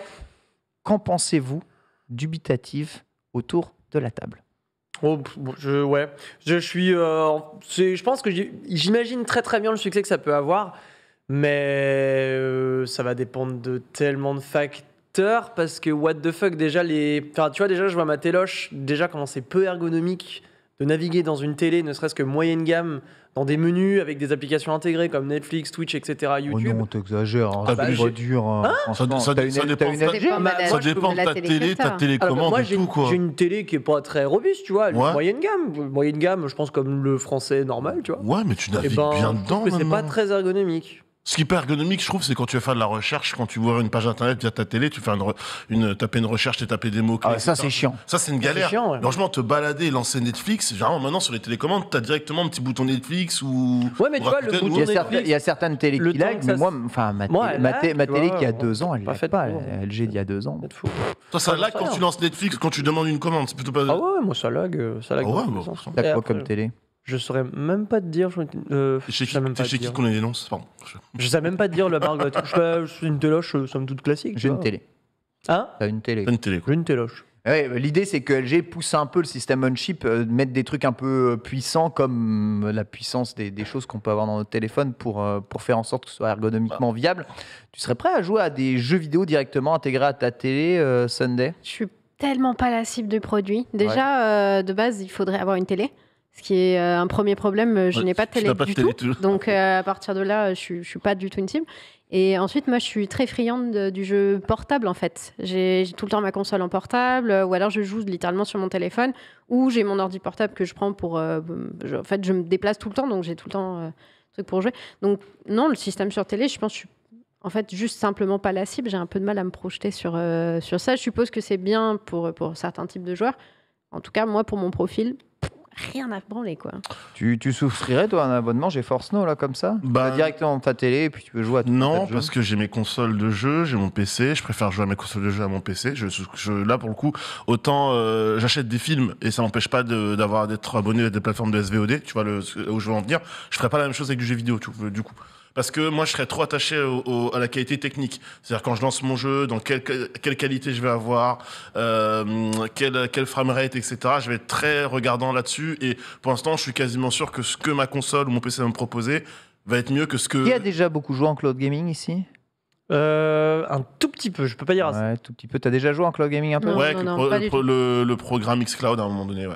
Il y a que moi qui ai vraiment joué beaucoup en cloud gaming, en fait. T'as pris Ouais. t'étais avec Stadia, non? Ouais, j'ai joué beaucoup avec Stadia, j'ai joué beaucoup avec comment ça s'appelait la boîte merde, la boîte Shadow Shadow, voilà, Ouais. exactement. T'avais la fibre à ce moment-là? Oui, j'avais la fibre, oui. Moi j'ai eu la fibre bien. Mais J'ai testé Shadow, mais pas chez moi, hein. Enfin, Shadow, j'utilisais même au taf, tu vois. Donc, Ouais. Et alors, du coup? trop bien. J'ai D'accord. joué à des centaines et des centaines d'heures à Monster Hunter en full cloud gaming, tu Ouais. vois. Et Stadia, bon, mis à part tu vois, le catalogue, les jeux payants et l'ergonomie un peu à chier, Ouais. ça marchait bien, c'était rapide et ça fonctionnait super bien sur ma télé. Tu vois. Mais en fait, ce que je reproche un tout petit peu à GeForce Now, en fait, GeForce Now, c'est pas un système d'abonnement de jeu. En fait, tu t'abonnes pas pour un jeu, tu t'abonnes pour avoir le service de cloud et ensuite tu joues à tes jeux à toi, ce qui est super cool parce que tu n'as ni à repayer des jeux, ni à payer un abonnement pour Ouais. des jeux que tu as déjà. Tu joues à tes jeux à toi. Mais dans cette optique-là, il y a quelque chose qui marche déjà super bien sur ta télé et qui fonctionne bien aussi avec l'appli. Ça s'appelle Steam Link. Je ne sais pas si vous connaissez Ouais, le Steam Link. streaming, ouais. Steam Link, c'est un système de cloud qui lie ton PC et ton compte Steam directement avec ta télévision qui permet de streamer tes jeux depuis chez toi Mhm. sur ta télé. Et Steam Link, ça marche super bien. Et Steam Link, ça te permet de jouer à tous tes jeux de ton catalogue sur ta télé. L'inconvénient, évidemment, c'est qu'il faut que ton PC soit allumé à côté pour qu'il envoie tout sur ta télé. Mais Steam Link, ça marche déjà super bien. C'est un abonnement, c'est gratuit? Steam Link, non, c'est gratos. Ok. Steam Link, c'est gratos. Alors, il y a rien à par payer. rapport à un vieux- Mais abonnement, du coup, ouais. via Steam Link, tu joues comment alors? T'as une manette, tu joues avec ton... Ouais, tu joues manette en Bluetooth. En fait, tu Ok. joues branché à ton PC. Ok, d'accord. Alors qu'un Juste bon l'écran, vieux il déborde. câble En fait, ça HDMI de 5 déborde mètres. ton écran. Ok, d'accord. Ok. Voilà. Non, parce que je... Donc évidemment, il faut pas être à 600 km du PC, derrière 600 murs, etc. si tu joues en machin, mais ça te le déporte et c'est vachement bien. C'est vachement bien. Le truc là, c'est que bon, t'aurais pas besoin de PC, t'aurais juste besoin d'une télé, mais en fait, GeForce Now, c'est tellement gamer centré. Oui. Tellement gamer centré. En fait, c'est tellement pas grand public dans ma tête, GeForce Now. du tout. Rien que pour expliquer ce que c'est, ça. Alors qu'associer ça directement à ta télé, ça c'est grand public. En termes aujourd'hui d'application et d'usage, c'est grand public. C'est là où je te dis que ça dépend aussi de la communication que tu en as. Si tu proposes ça pour un grand public que tu arrives à leur vendre, oui, là c'est vraiment c'est pour nous quoi. Pas pour forcément le commun des mortels, j'ai envie de dire. Donc, Alors que Netflix et la gamme de jeux Netflix qui vont arriver, là par contre, là, c'est pour le commun des la mortels. gamme de jeux Voilà. Netflix et Complètement. surtout Xcloud qui est globalement renommé Game Pass. Ouais. Dit Game Pass, jeu Game Pass. C'est pour le commun des mortels aussi. Les mots sont beaucoup plus grand public. Le problème de GeForce Now, je pense aujourd'hui, c'est que c'est un service qui parle beaucoup aux gamers. Alors peut-être réussiront-ils à le rebrander différemment. Et je pense que les gamers, ils ont quand même un PC qui traîne et ils ont quasiment tous un compte Steam. Vous avez tous un compte Steam ici. Est-ce qu'il y a des gens qui n'ont pas de compte Steam, sérieusement, ici, sur le chat? Pas compliqué. Et si tu as ça, franchement, tu veux jouer sur ta télé à tes jeux PC, tu as plus intérêt à prendre Steam Link aujourd'hui. Il faut vraiment que tu n'aies pas de PC ou que tu sois pas chez toi, que tu veux jouer à tes jeux PC et que tu aies la fibre. Là, à ce moment-là, GeForce Now, mais repayer un abonnement pour ça, ouais, c'est ça, c'est chiant. Donc bon, c'est un peu là. Il y en a certains qui n'ont pas de compte Steam, c'est incroyable, je ne l'aurais jamais cru. Bienvenue. Ouais, j'avoue que C'est vrai, improbable. Bienvenue à vous en tout cas. On va reparler cloud gaming puisque Xcloud va se déployer sur Xbox Series et Xbox One. En effet, jusqu'à présent, vous ne pouvez pas jouer à vos jeux en cloud gaming sur Xbox Series et Xbox One parce que tu présupposes que tu le télécharges et puis voilà, tu joues. Mais maintenant, vous allez pouvoir, grâce à Xcloud, plus télécharger vos jeux. Vous n'avez plus besoin de télécharger vos jeux. Et c'est notamment très utile, ce service, pour jouer à votre jeu avant que le téléchargement ne soit fini. On pense à tous ceux qui ont besoin de méga longtemps pour pouvoir télécharger leur jeu. J'en ai chié, moi, pour télécharger Forza Horizon. Et pourtant, j'ai la fibre. J'en ai chié. C'était chiant. J'ai mis 2 jours. Voilà. Peut-être pas 2 jours. Incompréhensible. En fait, moi, j'avais un problème de connexion. En fait, ma box se rebootait dès qu'elle téléchargeait. Ah, d'accord. Ah ouais, relou ça. Donc, ma box commence à mourir. Je pense qu'elle est très très fatiguée. Mais bon, j'aurais pas eu de problème si le jeu faisait 3 gigas, tu vois. Donc, en tout cas, pendant tout ce temps, j'aurais pu jouer en cloud gaming et télécharger un peu moins vite, quoi. Donc, c'est assez cool.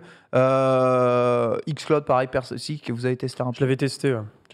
C'est en vrai, Sur téléphone, toi, non? sur téléphone, j'avais testé. Sur téléphone, c'est assez impressionnant, je dois bien l'admettre. Voilà. Moi, en fait, ça fait partie de cette technologie où tu sais que ça marche très bien, mais je sais pas, j'ai du mal à m'engager. Tu vois. J'ai du mal à m'engager dans le cloud. Pas m'engager avec Claude. Il veut pas s'engager avec Claude. Non, Ouais, pas ça, m'engager avec Claude. J'arrive pas. Il y a une barrière. C'est un Ses peu parents, difficile. déjà. Ça prend du temps. Son père est con. Pas du tout. T'as testé La du belle cloud famille. gaming sur Switch? Du cloud Avec des gaming jeux, sur tu sais, il y en a là, genre Control, Resident Evil, Assassin's Creed sur Switch. Pas Ils sont du encore Dying les Light jeux. qui sera. Ouais, Dying Light. Pas du tout. Mais moi, j'ai l'impression d'être à des années-lumière de vous dans ma façon de jouer. C'est trop rigolo, quoi. Oh bah, non, on joue Vraiment, pas en cloud gaming, mais c'est juste que c'est de nouvelles technologies, ça intéresse. Ouais, non, pas du tout. Et puis même l'époque où moi j'étais sur Xbox, elle est aussi même tellement loin que bon, je sais même pas, ça devait. Par la Switch, il n'y a plus aucune console aujourd'hui, Sunday. Qui Pardon Par la Switch, il n'y a plus aucune console. Non, j'ai plus que la Switch maintenant. Switch et PC. Donc, Ouais, PC. Bah, c'est le meilleur. Ah oui, bah, PC en même PC. temps, c'est le meilleur bail. T'as tout sur PC littéralement. PC. Donc, t'as une Xbox. Oui. Oui. Techniquement. Voilà. T'as le Game Pass? Non, Au j'ai PC? pas le Game Pass. Ah, on n'a pas assez forcé ici. Hein. Non, mais Donc, elle a pas je une suis Xbox. convaincue Elle a qu'il pas est une Xbox génial. encore. Mais c'est juste que, les gars, j'ai tellement pas Ouais, le temps t'as de pas le jouer temps de jouer. que Ah bah. il serait pas rentabilisé. Bien En sûr. vrai, Donc, alors euh, même si t'as pas le temps de jouer, c'est rentabilisé en vérité. Mort. Non. mais Alors, mais n'importe si tu quoi. fais un truc pour pas Ne dis pas ça. l'utiliser. Là, pour vous, je suis pas d'accord. Attends, j'ai envie d'écouter les arguments. Ouais, Non, ça. Pousse à la j'attends les consommation. arguments. J'attends balles les par arguments. Hein 13 balles par mois. Ouais. Et c'est pas la C'est pas carte. rentabilisé. Mec, c'est pas la carte UGC. Hein. Arrête, hein. Tu joues C'est jamais. pas, c'est Bah, pas tu la mets 5 heures par semaine, Mais ça fait si 25 tu- heures par mois déjà. Mais je n'ai pas 5 heures par semaine. Mais elle a pas le temps de jouer. Oh. Je peux jouer Littéralement Allez. dans le train ou dans les transports sur ma Allez, un Switch. petit- non, faut que tu joues au moins, ouais. Même Faut si faire tu des- joues pas, faut lever c'est le rentable de pied, perdre ton argent. hein. Non, mais la question, c'est vrai, il faudrait que tu joues combien d'heures pour rentabiliser 10 heures à peu près Faut lever le pied, Sunday, là-haut. 10 heures, tu Moi, rentabilises je ton. compte pas vraiment comme ça, je compte en jeu, moi. Ok. En gros, vrai, ouais, en jeu, tu fais ouais. 2 jeux à l'année, c'est rentable. Ouais. Franchement, voilà, et ok. Sundraven le dit, même si tu joues à rien, c'est rentable. Oui, c'est vrai. Ouais, bon, par contre, c'est vrai que. Bah oui. C'est vrai que le jeu est tellement pas. Enfin, un l'offre truc de est sur fou. PC, je crois que c'est 6,90, un truc comme ça. Je sais C'est encore moins pas, cher sur genre, PC. mais là en plus là ils ont 9 rajouté sur un PC. batch de jeux, mais il y a des jeux trop bien et t'es en mode jamais j'y jouerais, mais ils sont trop bien, ils sont Franchement, là. le Game Pass, Tu les caresses à travers l'écran. le Game Pass, Edge of Empire Sunday. Ah, Age of Empire. le Game Et Pass, je Vampire, l'ai. et- Si j'avais le temps, je serais si heureuse de pouvoir y jouer, mais Tiens, non. regarde, plutôt que d'acheter Age Ouais. of Empire 4 en Non, mais- loose, tu prends Game Pass vite fait. J'ai acheté Pokémon. J'ai plus. Elle a c'est acheté fini. Pokémon. Et C'est surtout, fini, c'est elle mort. a payé Elle a- Civilisation Switch, Oh là là. 40 €. 8 euros, c'est les 8 euros les plus rentables de ma vie, c'est moins cher que Game Pass. J'ai au moins 600 heures de jeu Elle s'énerve, dessus. j'adore, elle s'énerve. C'est une Oui, dinguerie, oui, non, mais- Civilisation Je- Switch. Vous me- Je vous- défendrai la team des Mais c'est vachement gens bien, il qui n'ont paraît. pas beaucoup de temps, qui peuvent Ouais. pas D'accord, tester mais- beaucoup de jeux Ah, et mais qui veulent mec, pas y lâcher t'as un pas envie de million de regarder le thunes. Je Seigneur suis des avec Anneaux toi, en 8 bits. 100% avec toi. On est 100% d'accord. avec TPK, toi. c'est mort, elle a acheté Pokémon. c'est Non mais fini. attends, Civilisation J'ai acheté Pokémon. sur Switch, t'as pas envie de mater le Seigneur des Mais- Anneaux en 8 bits? Mais comment tu C'est joues comment tu joues dans ton lit tranquille un peu avant de t'endormir, à part avec la Switch? Oh non mais tu fais ce que tu veux, mais si t'as envie de te péter les yeux sur du 144p sur Oh, la Steve, ref, elle est c'est ton incroyable. problème, c'est Tu pas fais le ce mien. que tu veux. Moi je joue pas Civ sur Switch. Tu joues Et pour puis les quoi graphismes encore massifs. Oui, toi. j'avoue. Non, je joue pour voir des trucs. Parce que Civ 6 Ah, sur mais Switch, tu t'exagères, vois pas t'as grand pas chose. Mais tu peux zoomer, tu peux voir des trucs. Ah, Franchement, bah, Sunday, zoom, franchement, Sunday, j'ai le Game Pass, je je l'ai suis- ouvert et c'est Je incroyable. joue à des jeux vidéo, C'est hein, je suis incroyable. pas micro-bioticien. Et, et franchement, je me suis dit, je suis un enfoiré parce que j'aurais jamais le temps de jouer à tout, mais c'est non. incroyable. J'aurais jamais le temps de jouer à tout. T'as vu Love Game Pass? J'étais là, j'étais dépassé par les jeux. En mode, ah, il y a tout ça quand même. Ah ouais, ok. J'ai béni le confinement, ça m'a. Ah bah tu m'étonnes. Non mais c'est une dinguerie le Game Pass, c'est génial. C'est juste, saigné c'est- le Game c'est- Pass. Oh, mais cette année, Pas adapté, cette année The Medium, Psychonauts 2, Non, Forza, non, mais trop de ça a trucs. refait notre année. Je compte Ouais. même pas le nombre de jeux indés que j'ai fait sur. Ah, mais non, Voilà. moi non plus. D'ailleurs, une petite pensée pour Forza Horizon qui n'est pas sélectionné pour le jeu de l'année. N'en déplaise à monsieur Reza. Mais il y a Psychonauts 2. Jouez à Psychonauts 2, c'est un Il est chef-d'œuvre. sur le Game Pass du coup Il est sur Oui, le oui, Game oui. Ok. Tous les jeux Hop, Xbox, c'est Ah, Xbox, c'est sur ah. Game Pass. Non mais j'admets que j'étais curieuse parce que je l'ai vu du coup dans les nominés Game of the Year et du coup j'étais en mode putain c'est celui qui m'intéresse le plus de tous juste pour mettre Il y a- les pattes par curiosité. Ce qui est assez ouf avec ces nommés du Game of the Year, c'est qu'il y a beaucoup de jeux donc, qui sont sur le Game Pass. Donc, contrairement aux autres années, il y a beaucoup de jeux, tu peux vraiment les tester et y jouer, tu vois. Ouais. Et t'as genre Mm. quasiment pas d'excuses puisqu'ils tournent sur un PC moyenne gamme.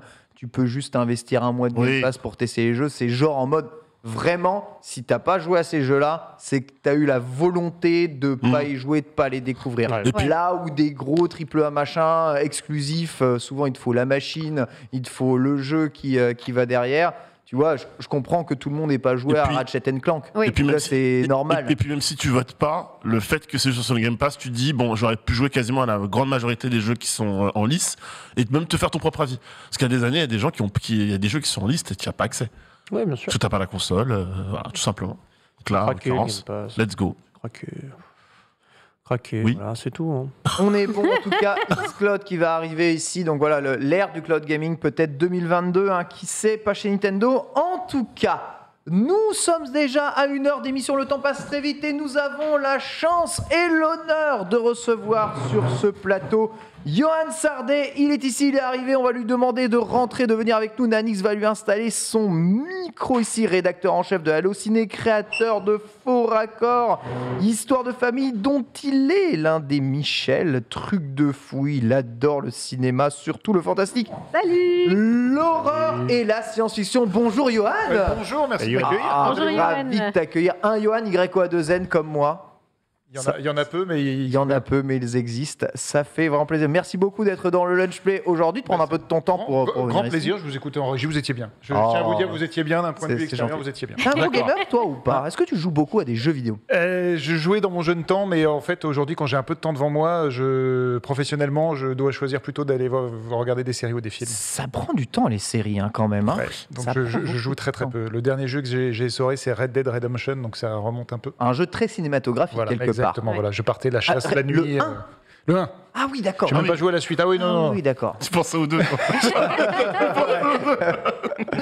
Non, parce que ça remonte et à très très loin. On a préparé une interview complète. Sunday, Nanix, Oui. TPK vont te faire parler un peu de toi. On va apprendre à découvrir évidemment qui tu es. On va commencer par toi, Sunday, avec les premières questions. Effectivement, Johan, déjà, bienvenue avec vous. Merci. Avec vous, avec nous. Non, ben non, et puis on se tutoie. On se tutoie, il n'y a, Non. pas de Il y a du vouvoiement, respect, hein, quand même, hein. y a Derrière pas ses de cheveux vouvoiement. blancs se cache Le daron un du petit game, un enfant. peu, hein, tu sais.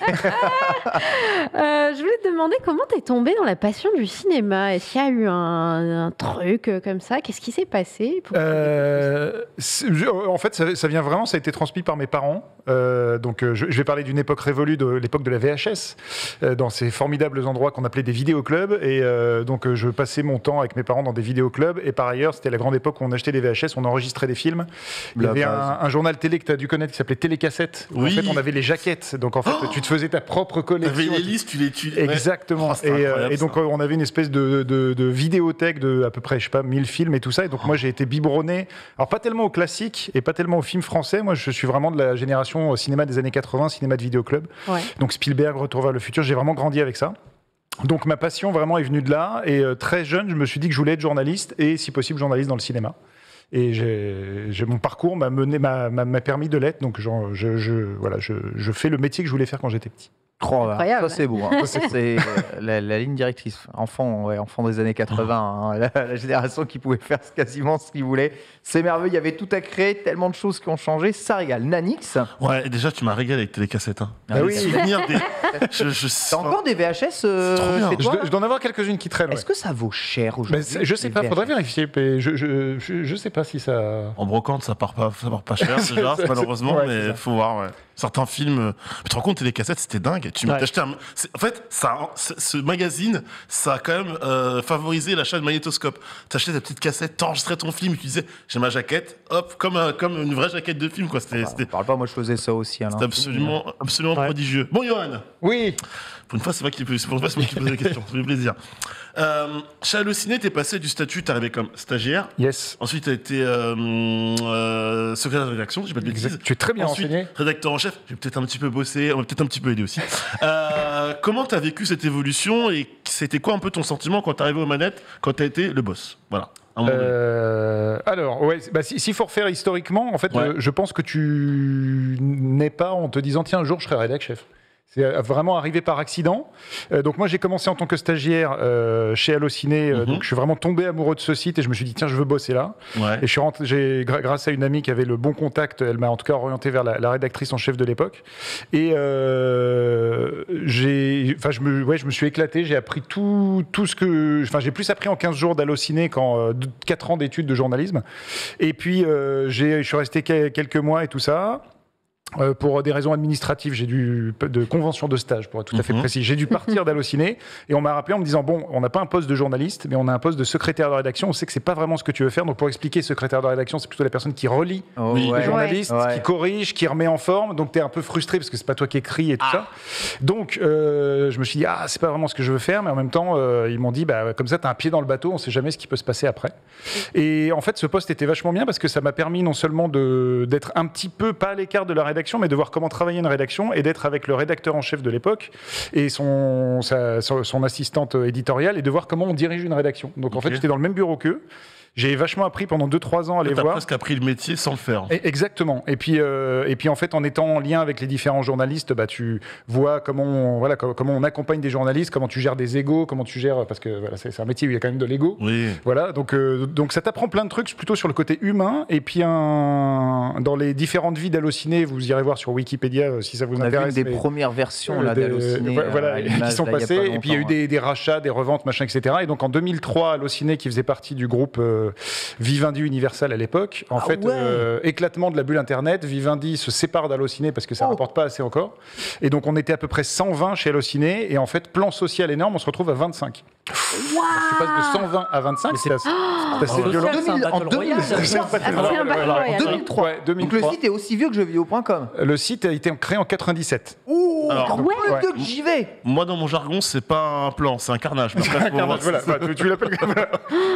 Et donc en fait, donc plein de gens sont partis, dont le rédacteur en chef de l'époque est parti vers d'autres aventures, et il a dit, je pense que Johan est prêt pour prendre le relais.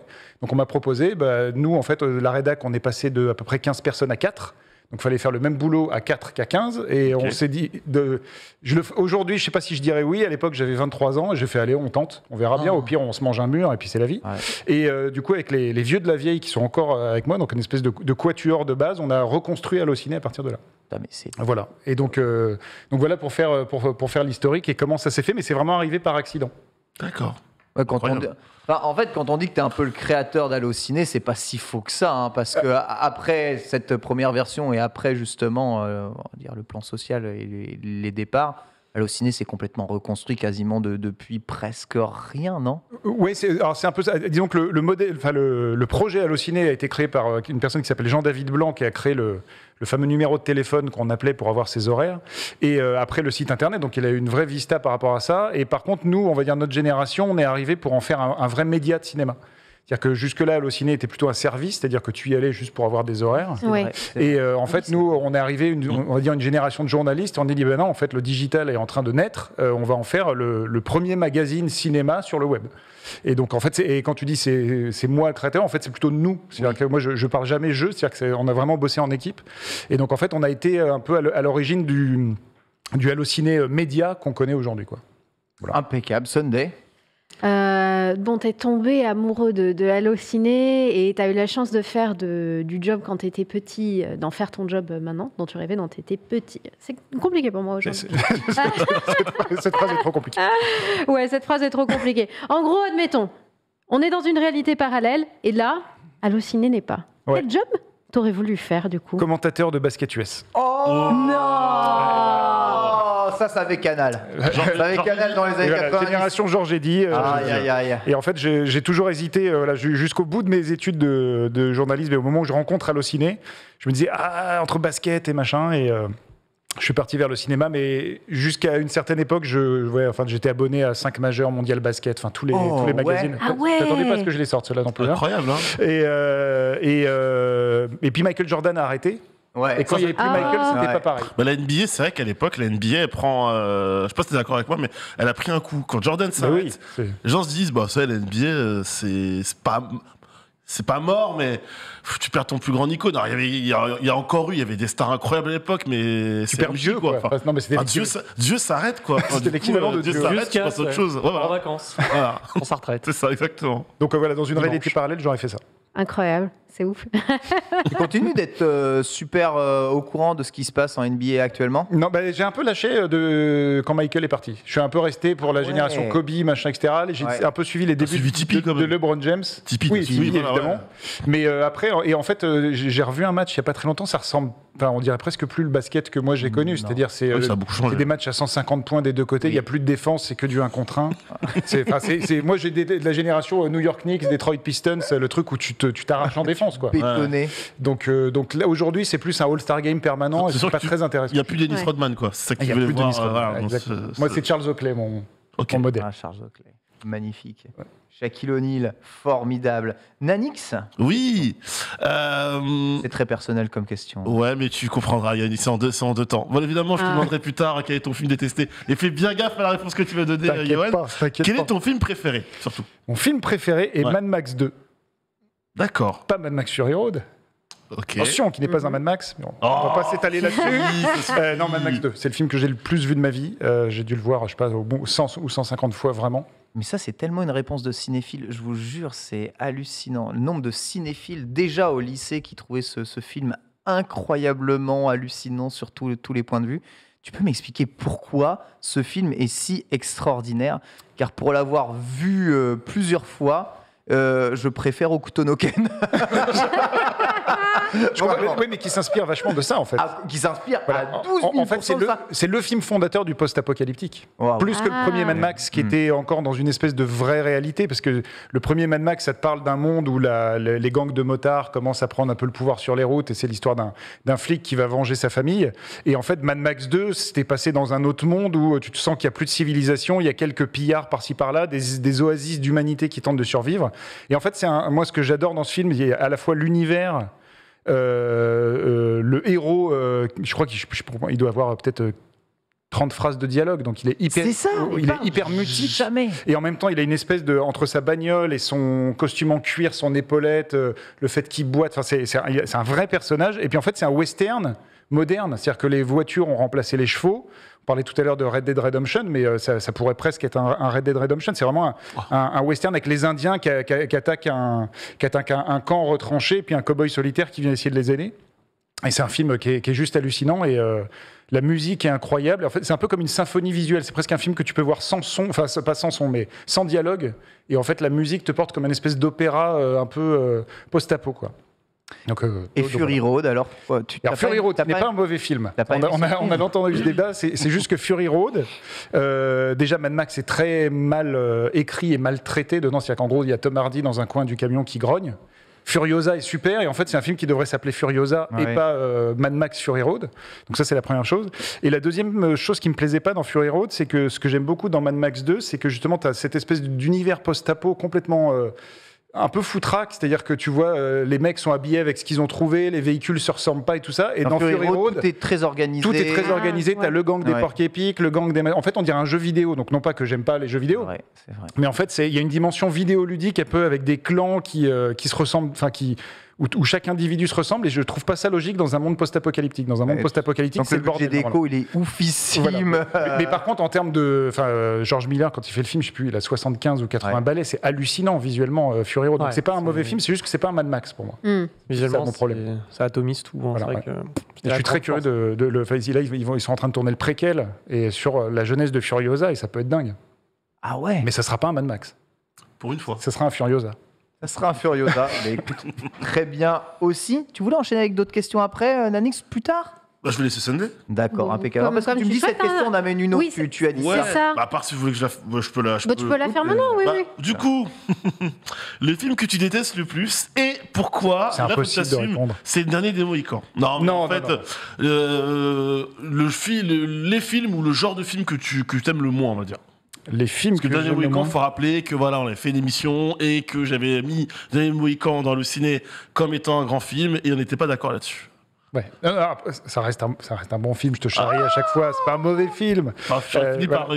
C'est juste que c'est pas ma cam. Non, en fait, c'est très dur de dire un film vraiment que je déteste. Ou un genre de film alors que t'aimes moins, on va dire. En fait, je pense que c'est pareil d'ailleurs, mes collègues de la rédac, on n'aime pas les films paresseux en fait, tu sais, où tu sens que les mecs sont venus soit juste pour faire du blé, soit juste pour passer un bon moment entre potes, mais où toi, en tant que spectateur, t'es laissé en dehors du truc. Ouais.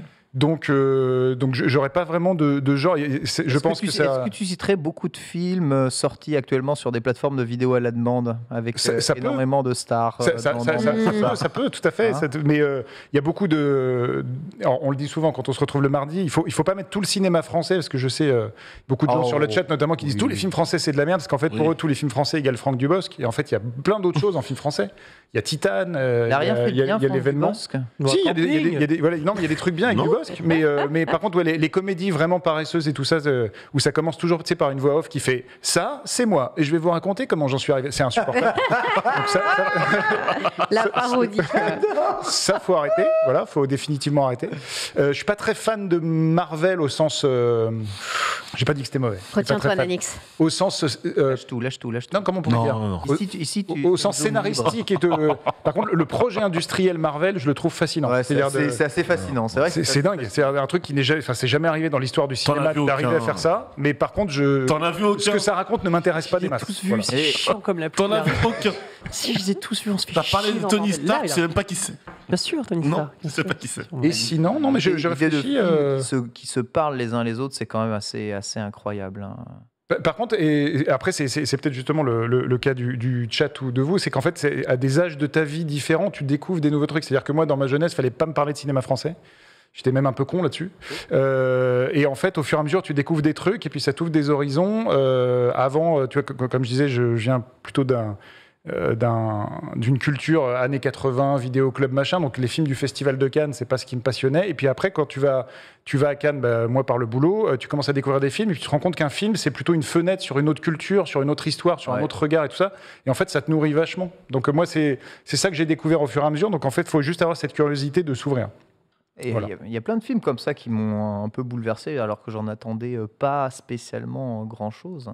En film français, il y a quoi? Comment elle s'appelle le film français et l'histoire du vieux riche handicapé là. Intouchable, ouais, c'est incroyable. Intouchable, c'est un film que j'ai vraiment beaucoup aimé. Pareil, j'en attendais rien. Je me suis dit, ouais, ça va être un film comique. Et puis voilà, au final, le film, il est touchant. Ouais. C'est pareil avec le Grand Bain. Le Grand Bain, j'en attends Ouais, rien. c'est Je ressors du Grand Bain, je suis en mode. C'était quand même assez exceptionnel. Je vais vraiment passer un très bon moment. Non, il y a des traits, moi je suis d'accord avec toi, c'est qu'aujourd'hui maintenant l'offre est tellement, tu parlais de Titane, et je pense que Titane c'est un excellent exemple justement du cinéma français qui tente d'autres choses en dehors des écueils que tu racontais avec Franck Dubosc, ou alors le sempiternel Danny Boone et ses 3000 comédies par an. Donc, C'est pareil, le film français qui prend souvent cher sur le côté film d'action, Bac Nord, c'est une belle réponse. C'est super bien, c'est super, ouais, c'est clair. Et à l'inverse du spectre... Parce qu'on peut mettre les films français d'un côté, mais par exemple, tous les nouveaux films, tu parlais de la SVOD, où tu sens qu'ils ont été décidés par des algos. Enfin, un film Netflix sur deux, c'est enfin, au bout d'un moment, c'est de dire, alors, ils se disent, c'est pour jeunes adultes, il faut soit du post-apo, soit des vampires, soit je sais pas quoi, et au bout d'un moment, tu dis, bon, allez, les gars. T'as vu Red Notice ou pas? Ouais, Red Notice, Red Notice, en fait, c'est un gloobie-boulga plutôt pas trop mal fait de tout ce que tu as déjà vu dans ta vie. Voilà, c'est ça. Mais ça fait le job. C'est mid, ça passe. Hein. Mais en fait, c'est juste que ça n'invente rien. Alors qu'ils ont quand même un casting et les moyens d'inventer un truc. Et au final, tu dis, tiens, Indiana Jones, La Momie, Mission Impossible, Fast and Furious. C'est exactement ça, il y a tout dedans. C'est incroyable. C'est assez fou, ouais. C'est ouf. Ces films créés par des intelligences artificielles. Exactement. Juste, Et Ryan Reynolds, qui est un mec super drôle, mais qui joue Ryan Reynolds. qui devient juste une parodie de lui-même. Quoi. Comme John Johnson, au final. Hein. Donc c'est un peu d'accord que dommage. son meilleur rôle à jamais, c'est Pikachu. Hein. Oui. Ah oui. Ouais, ou Excusez-moi, ça venait du C'est le seul où il joue pas Ryan Reynolds. C'est vrai. Il joue Pikachu. Incroyable, mais bref. Formidable. Sunday. Quelle est la rencontre qui t'a le plus marqué grâce à ton métier? Ah, ça, c'est une bonne question, ça. Alors, à un niveau professionnel, mon Michel. Ouais. Mon Michel, voilà, Vincent Garnier, que je salue, qui est actuellement peut-être devant son écran, qui est à la fois un de mes plus vieux collègues, parce que ça fait 20 ans qu'on bosse ensemble, 20 ans qu'on est presque en coloc, il est rédac chef avec moi. On est devenu Michel, on est devenu meilleurs potes, machin, donc c'est une relation professionnelle-amicale qui est très étrange. Donc c'est très cool de bosser avec lui, c'est la personne la plus drôle du monde, je trouve. Après toi. C'est vrai qu'il est Je très savais drôle. que tu te... Il est très drôle. voyais que tu Mais tiquais. c'est malheureusement trop souvent à ses dépens. C'est ce que tu penses.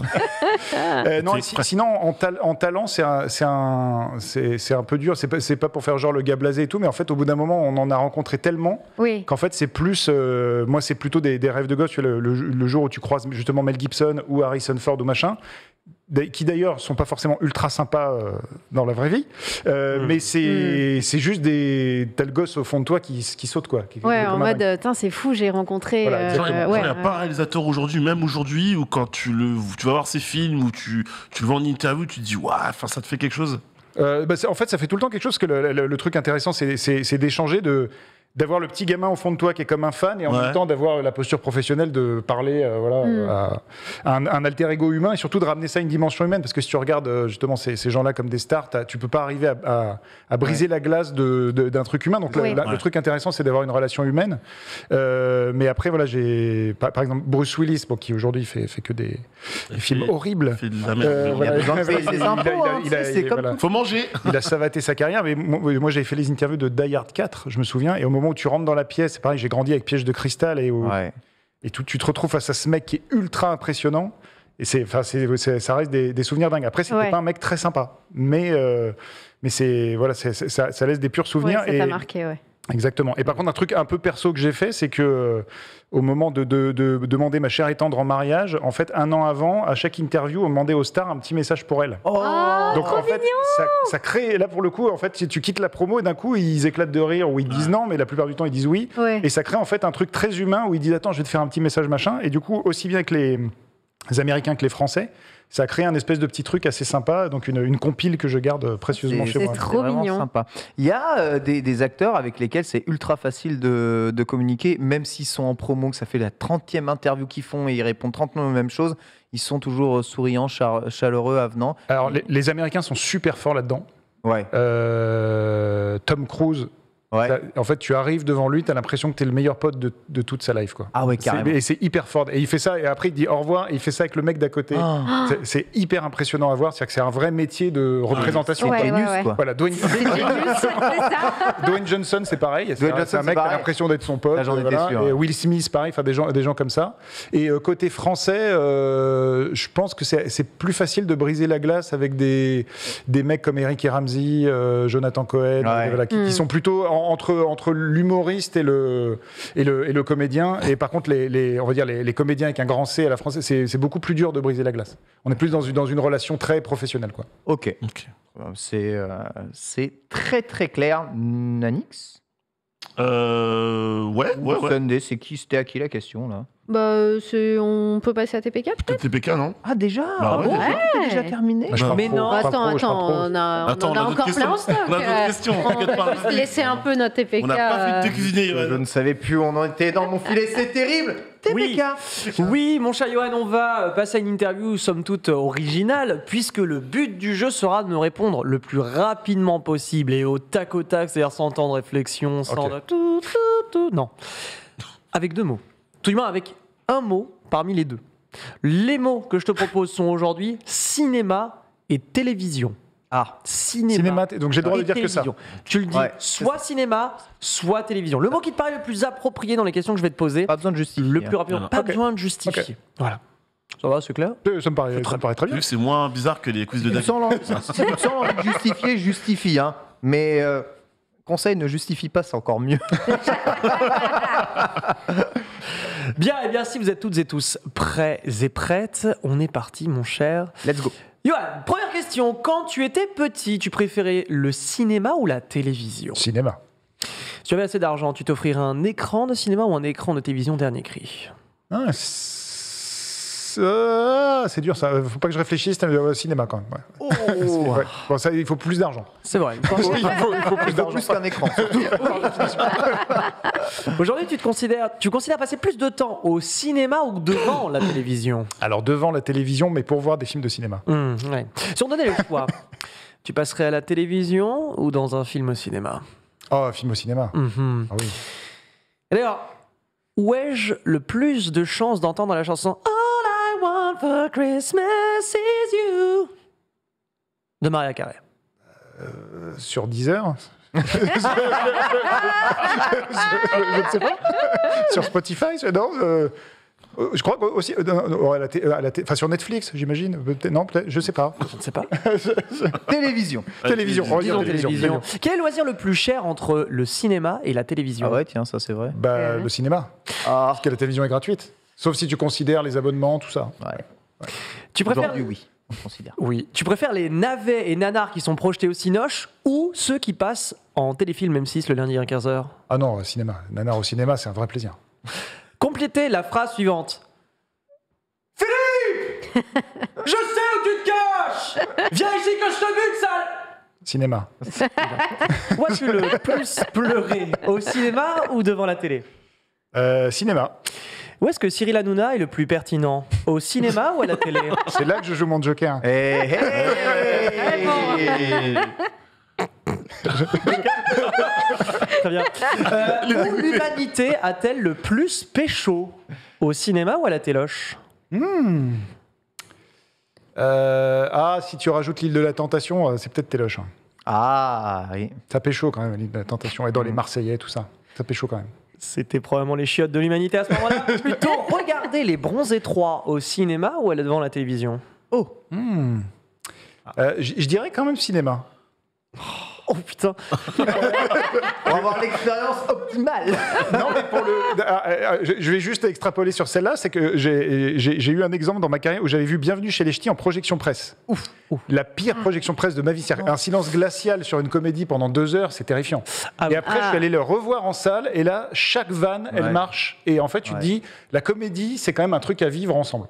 C'est pas... c'est... Donc, les bronzés avec plein de gens, même si le film est pas top, ça peut créer un truc.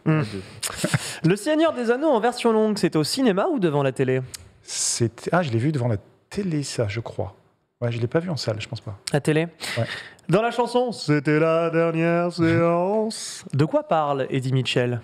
D'un cinéma qui ferme, d'un petit cinéma de quartier qui ferme. D'ailleurs, est-ce que tu peux nous la chanter vite fait? La lumière s'éteint déjà et le film est terminé. Très mauvaise imitation. Très mauvaise imitation. Excellentissime. Il y a quelque chose. Bravo. On est un peu sur cette histoire de prix du cinéma contre prix de la télévision.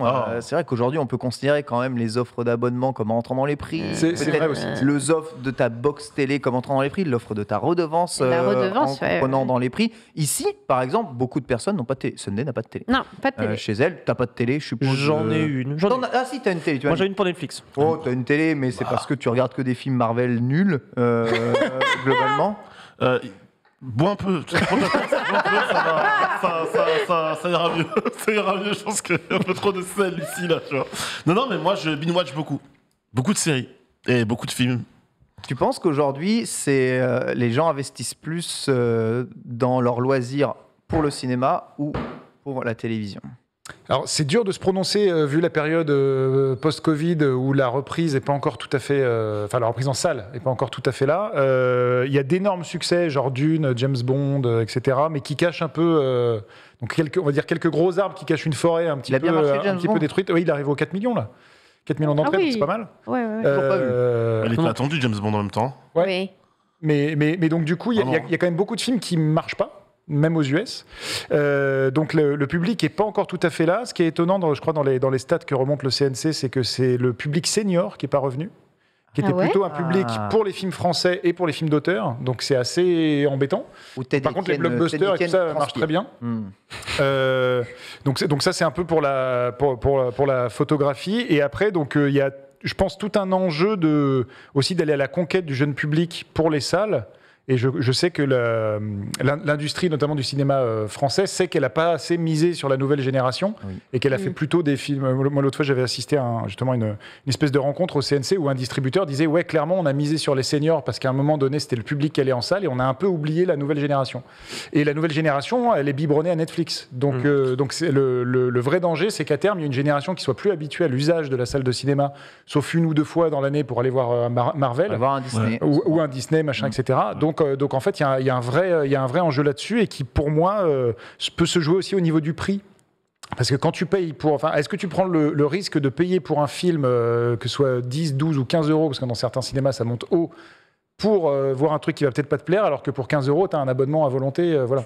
Donc ça pose toutes ces questions-là. Et quand on voit les chiffres de la fête du cinéma ou du printemps du cinéma, où en fait, quand la place est à 5 euros, il y a plein de gens qui sont prêts à découvrir les choses. Voilà. Et donc en fait, il y a tout cet enjeu de curiosité découverte un peu lié au prix. Donc, Pour toi, aujourd'hui, Disney a plutôt tendance à sauver les salles de cinéma ou à les enterrer?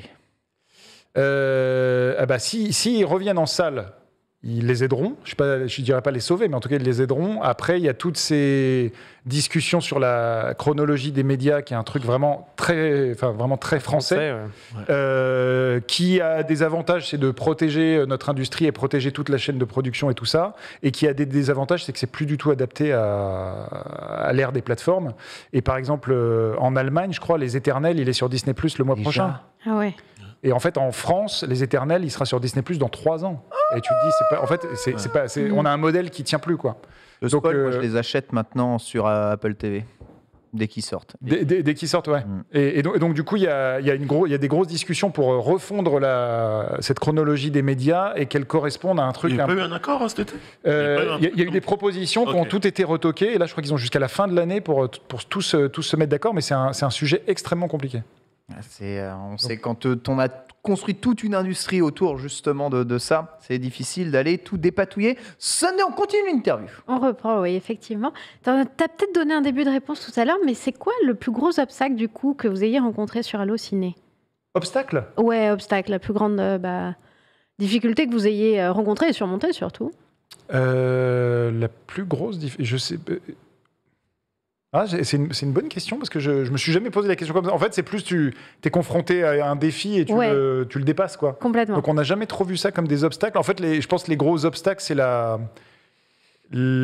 concurrence, enfin ce que même je pense ce que vit jeuxvideo.com aussi, la concurrence à la fois des GAFA, des Facebook, des Google, des machins. C'est-à-dire que, par exemple, nous à notre niveau, Allociné, un des cœurs du métier au-delà du contenu que la rédaction fabrique, c'est de trouver des horaires de films.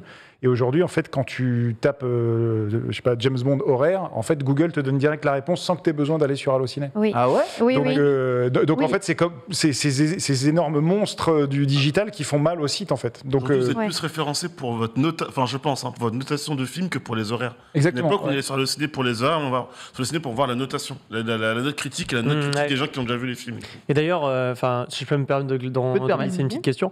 C'est aujourd'hui les journalistes, le journalisme au sens large du terme sur des sujets spécialisés, tous ces milieux-là se font progressivement rattraper par ce qu'on appelle les créateurs de contenu, les influenceurs, ce qu'on est, nous, typiquement. Est-ce que vous le percevez comme une concurrence chez Allociné, par exemple, quand un fossoyeur de film va parler de film, quand j'en sais rien, Enzo Panda peut parler de film aussi, enfin voilà, plein de gens qui peuvent parler de film.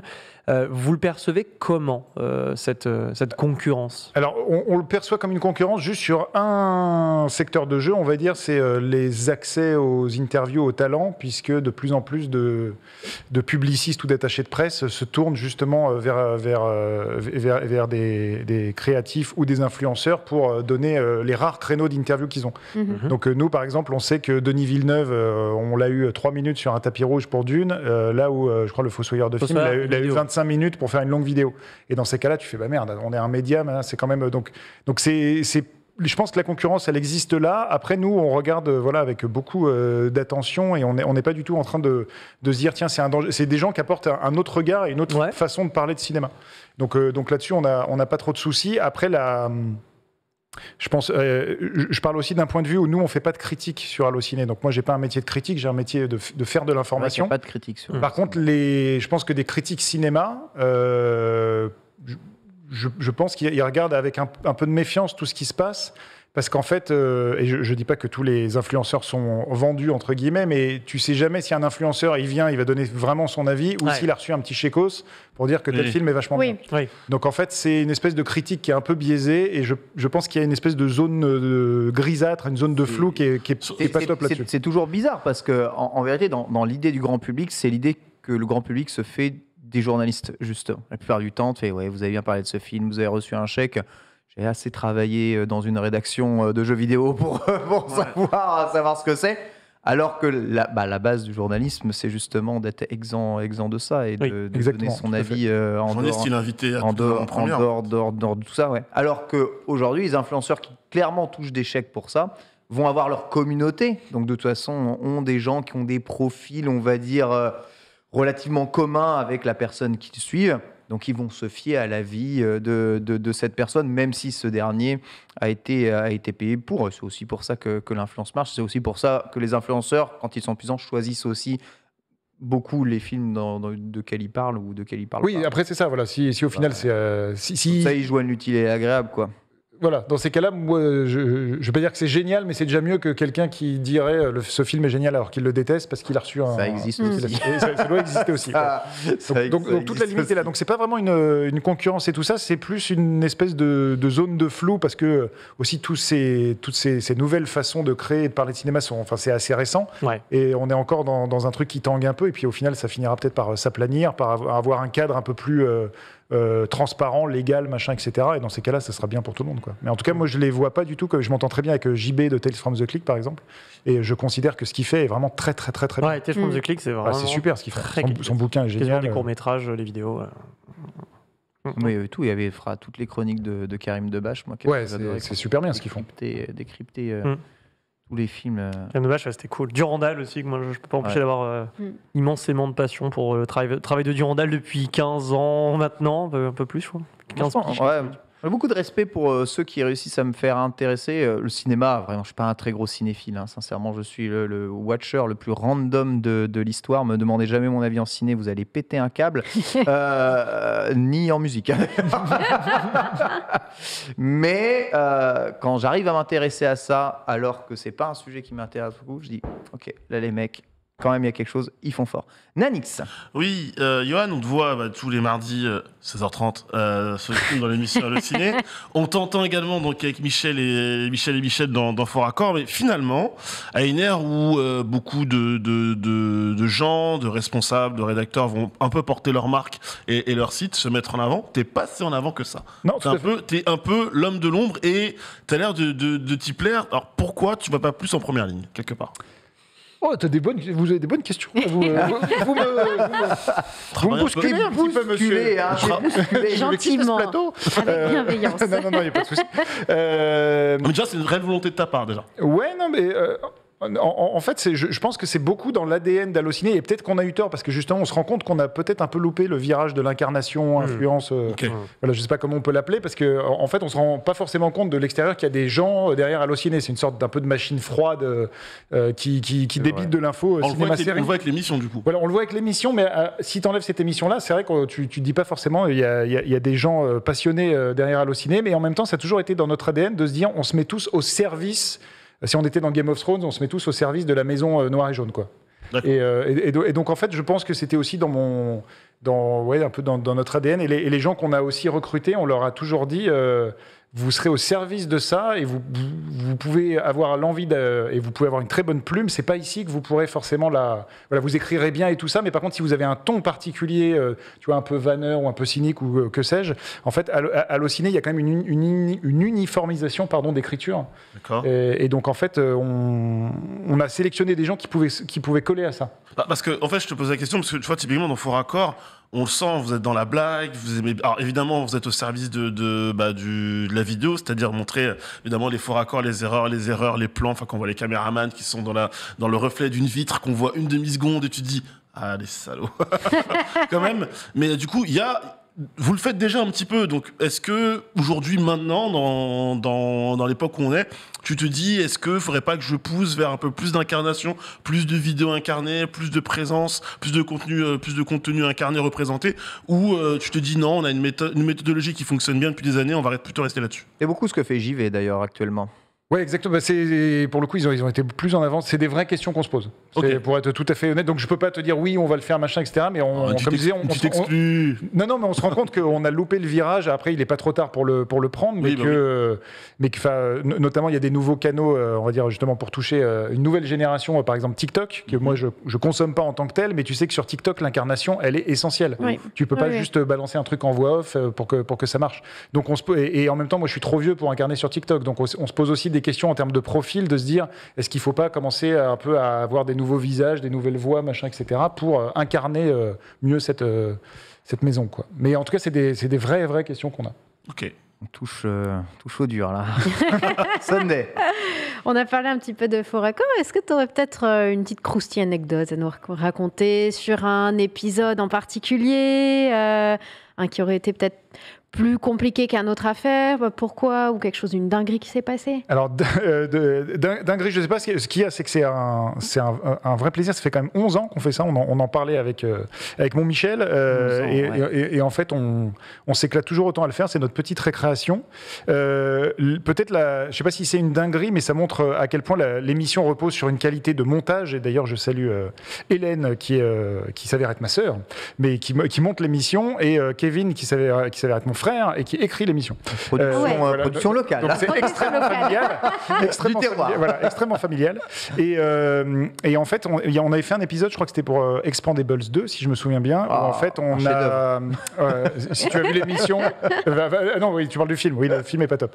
Mais en fait, dans l'émission, on voulait comme c'est une émission en voix off, faire intervenir toutes ces grandes voix de doublage, donc de Stallone, Schwarzenegger, machin, etc. Parce que à partir du moment où tu enlèves l'image, si tu n'as que la voix, t'imagines qu'ils sont avec nous en plateau. Oui, complet. Et donc, ils ont tous accepté de jouer le jeu. Mais par contre, ce qui est assez fascinant, c'est qu'on les a jamais rencontrés. Donc en fait, chacun a fait ça dans son coin. Et c'est la monteuse qui a rassemblé tout ça, qui l'a monté au millimètre près en mettant les bons effets, les bons niveaux, le bon mix et tout ça. Et au final, tu as l'impression qu'on est tous dans un studio gigantesque et qu'on est avec Bruce Willis. Et en fait, on les a jamais vus. Ah, la Et, magie, et ça, c'est vrai. Moi, je trouve que c'est une émission qui symbolise un peu la magie du montage Fort Accord. Et je dis ça parce que je fais rien sur le montage de cette émission, sinon ce serait une cata. Mais voilà. Justement, comment ça se passe un peu la préparation d'une émission Fort Accord? Parce que du coup, vous êtes 4 sur l'émission au total. Oui, Combien exactement. il y a de Alors, personnes donc Vincent et moi, Michel et Michel, nous, on s'occupe de la partie. En gros, on pourrait dire, on va faire les courses, c'est-à-dire qu'on déroche les films et on trouve à la fois les erreurs et les répliques qui peuvent servir à nourrir le montage. Donc, ça peut prendre plus ou moins de temps. Voilà, en gros, ça prend une demi-journée pour un film de durée normale et pour un long film ou une série, ça peut prendre plusieurs journées. Et une fois qu'on a donc cette matière-là, on l'envoie à la monteuse et à l'auteur. La monteuse fait un tri de toutes les gaffes qui lui semblent... Parce qu'en gros, dans un film, tu peux facilement trouver une trentaine de faux raccords, mais qui ne sont pas très intéressants visuellement. C'est-à-dire que... Voilà. Ça, c'est intéressant visuellement, parce qu'il y a un truc... Voilà, mais par contre, si un verre bouge de 2 mm, c'est pas très passionnant à montrer. Ouais. Donc en fait, il y a un tri qui est fait pour garder vraiment 8 ou 10 gaffes très fortes. Elle fait un espèce de pré-montage. Ils écrivent un texte par rapport à ça. Ils nous envoient le texte. Et nous, en fait, on a la particularité, je pense que on doit être le seul média à faire ça, c'est qu'on n'enregistre jamais en voyant l'image. On enregistre comme si on était au théâtre. Ok. Donc on est tous les deux devant un micro et en fait on enregistre le son et on a totale liberté pour rallonger des trucs, rajouter des conneries, essayer plusieurs intonations et on n'est pas tenu par un montage où tu vois il faut être au millimètre près. Et en fait c'est quand on lui envoie le son, elle réadapte son montage à nos voix. Ok. Donc ce qui nous laisse une grande liberté de jeu pour s'amuser. Et donc du coup ça se fait pas mal d'allers-retours tout au long de la semaine. Donc en fait on a quelques dérushs d'avance. Elle s'y met le lundi. Nous on enregistre le mardi ou mercredi. Elle peaufine le jeudi, vendredi et le vendredi c'est en ligne.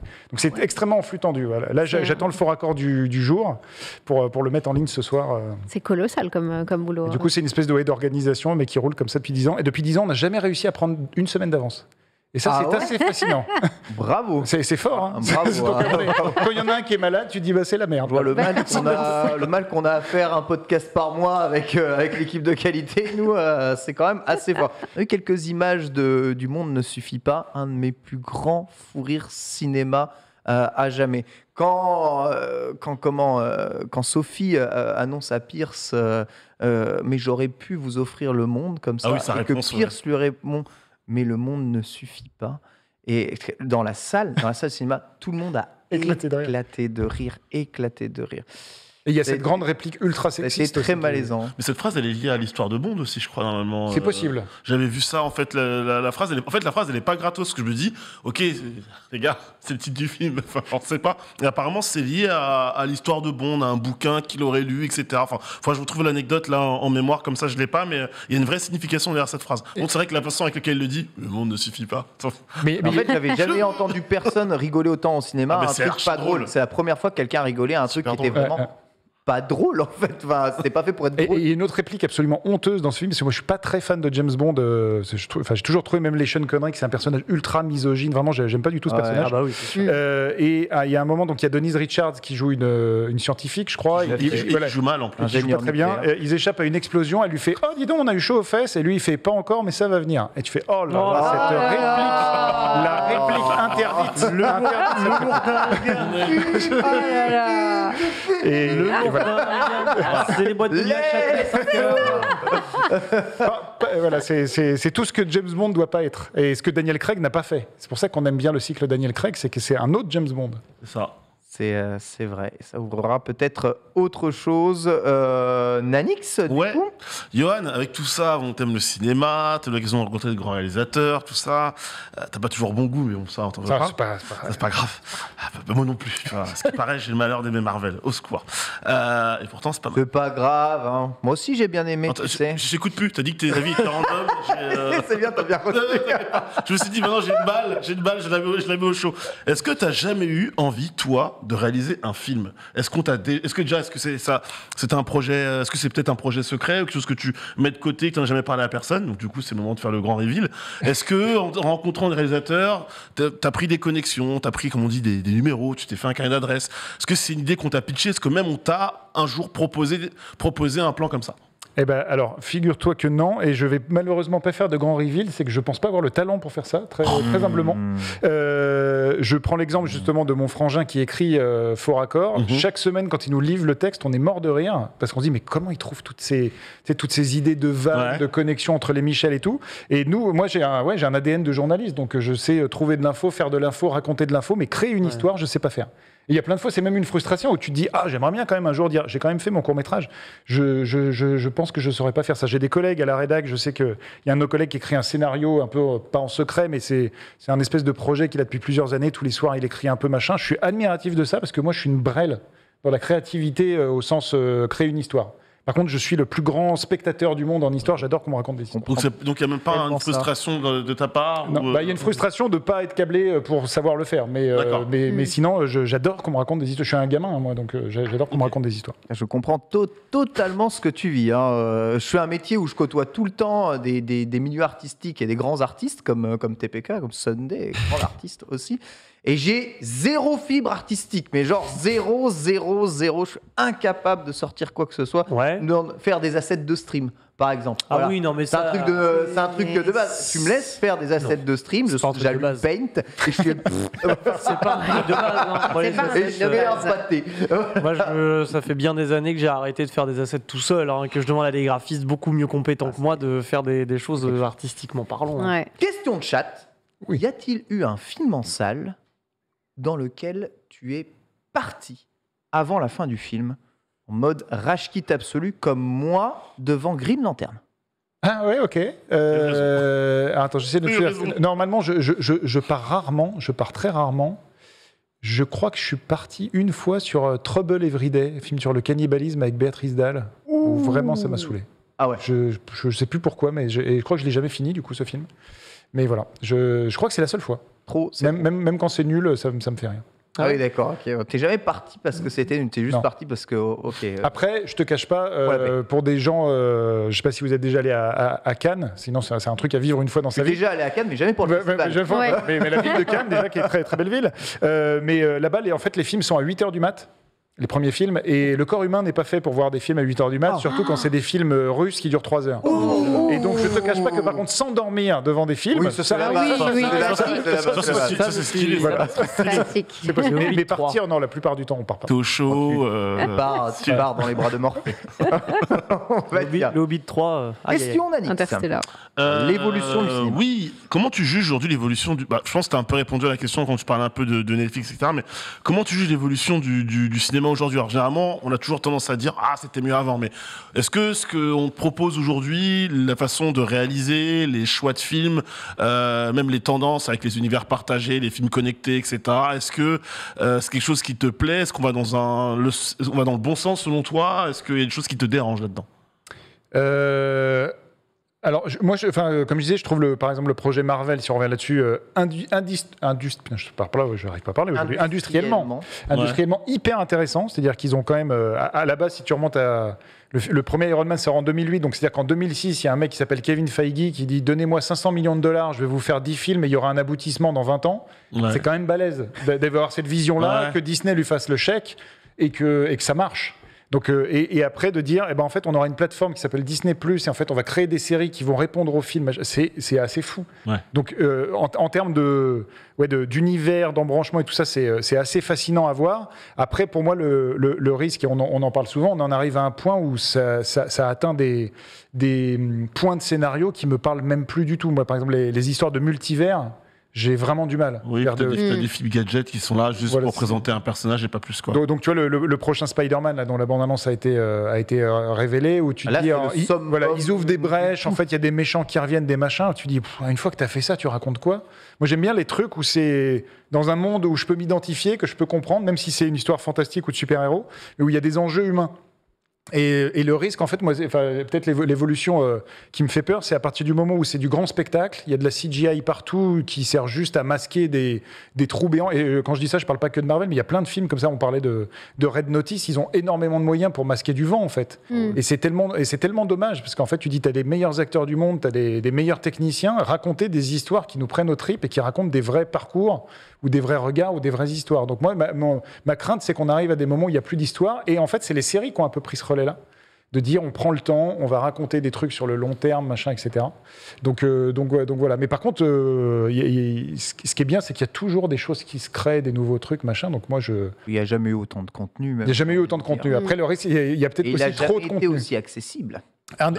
Ça, c'est vrai. Mais un des risques aussi, par contre, c'est la surproduction de contenu fait que tu n'as plus d'œuvres majeures où tu te dis... Si je remonte vraiment un peu le temps, mais tu vois, un Titanic où tu te dis, il y a une population entière qui va voir ce truc, ça devient une brique culturelle ultra importante de la vie de tout le monde.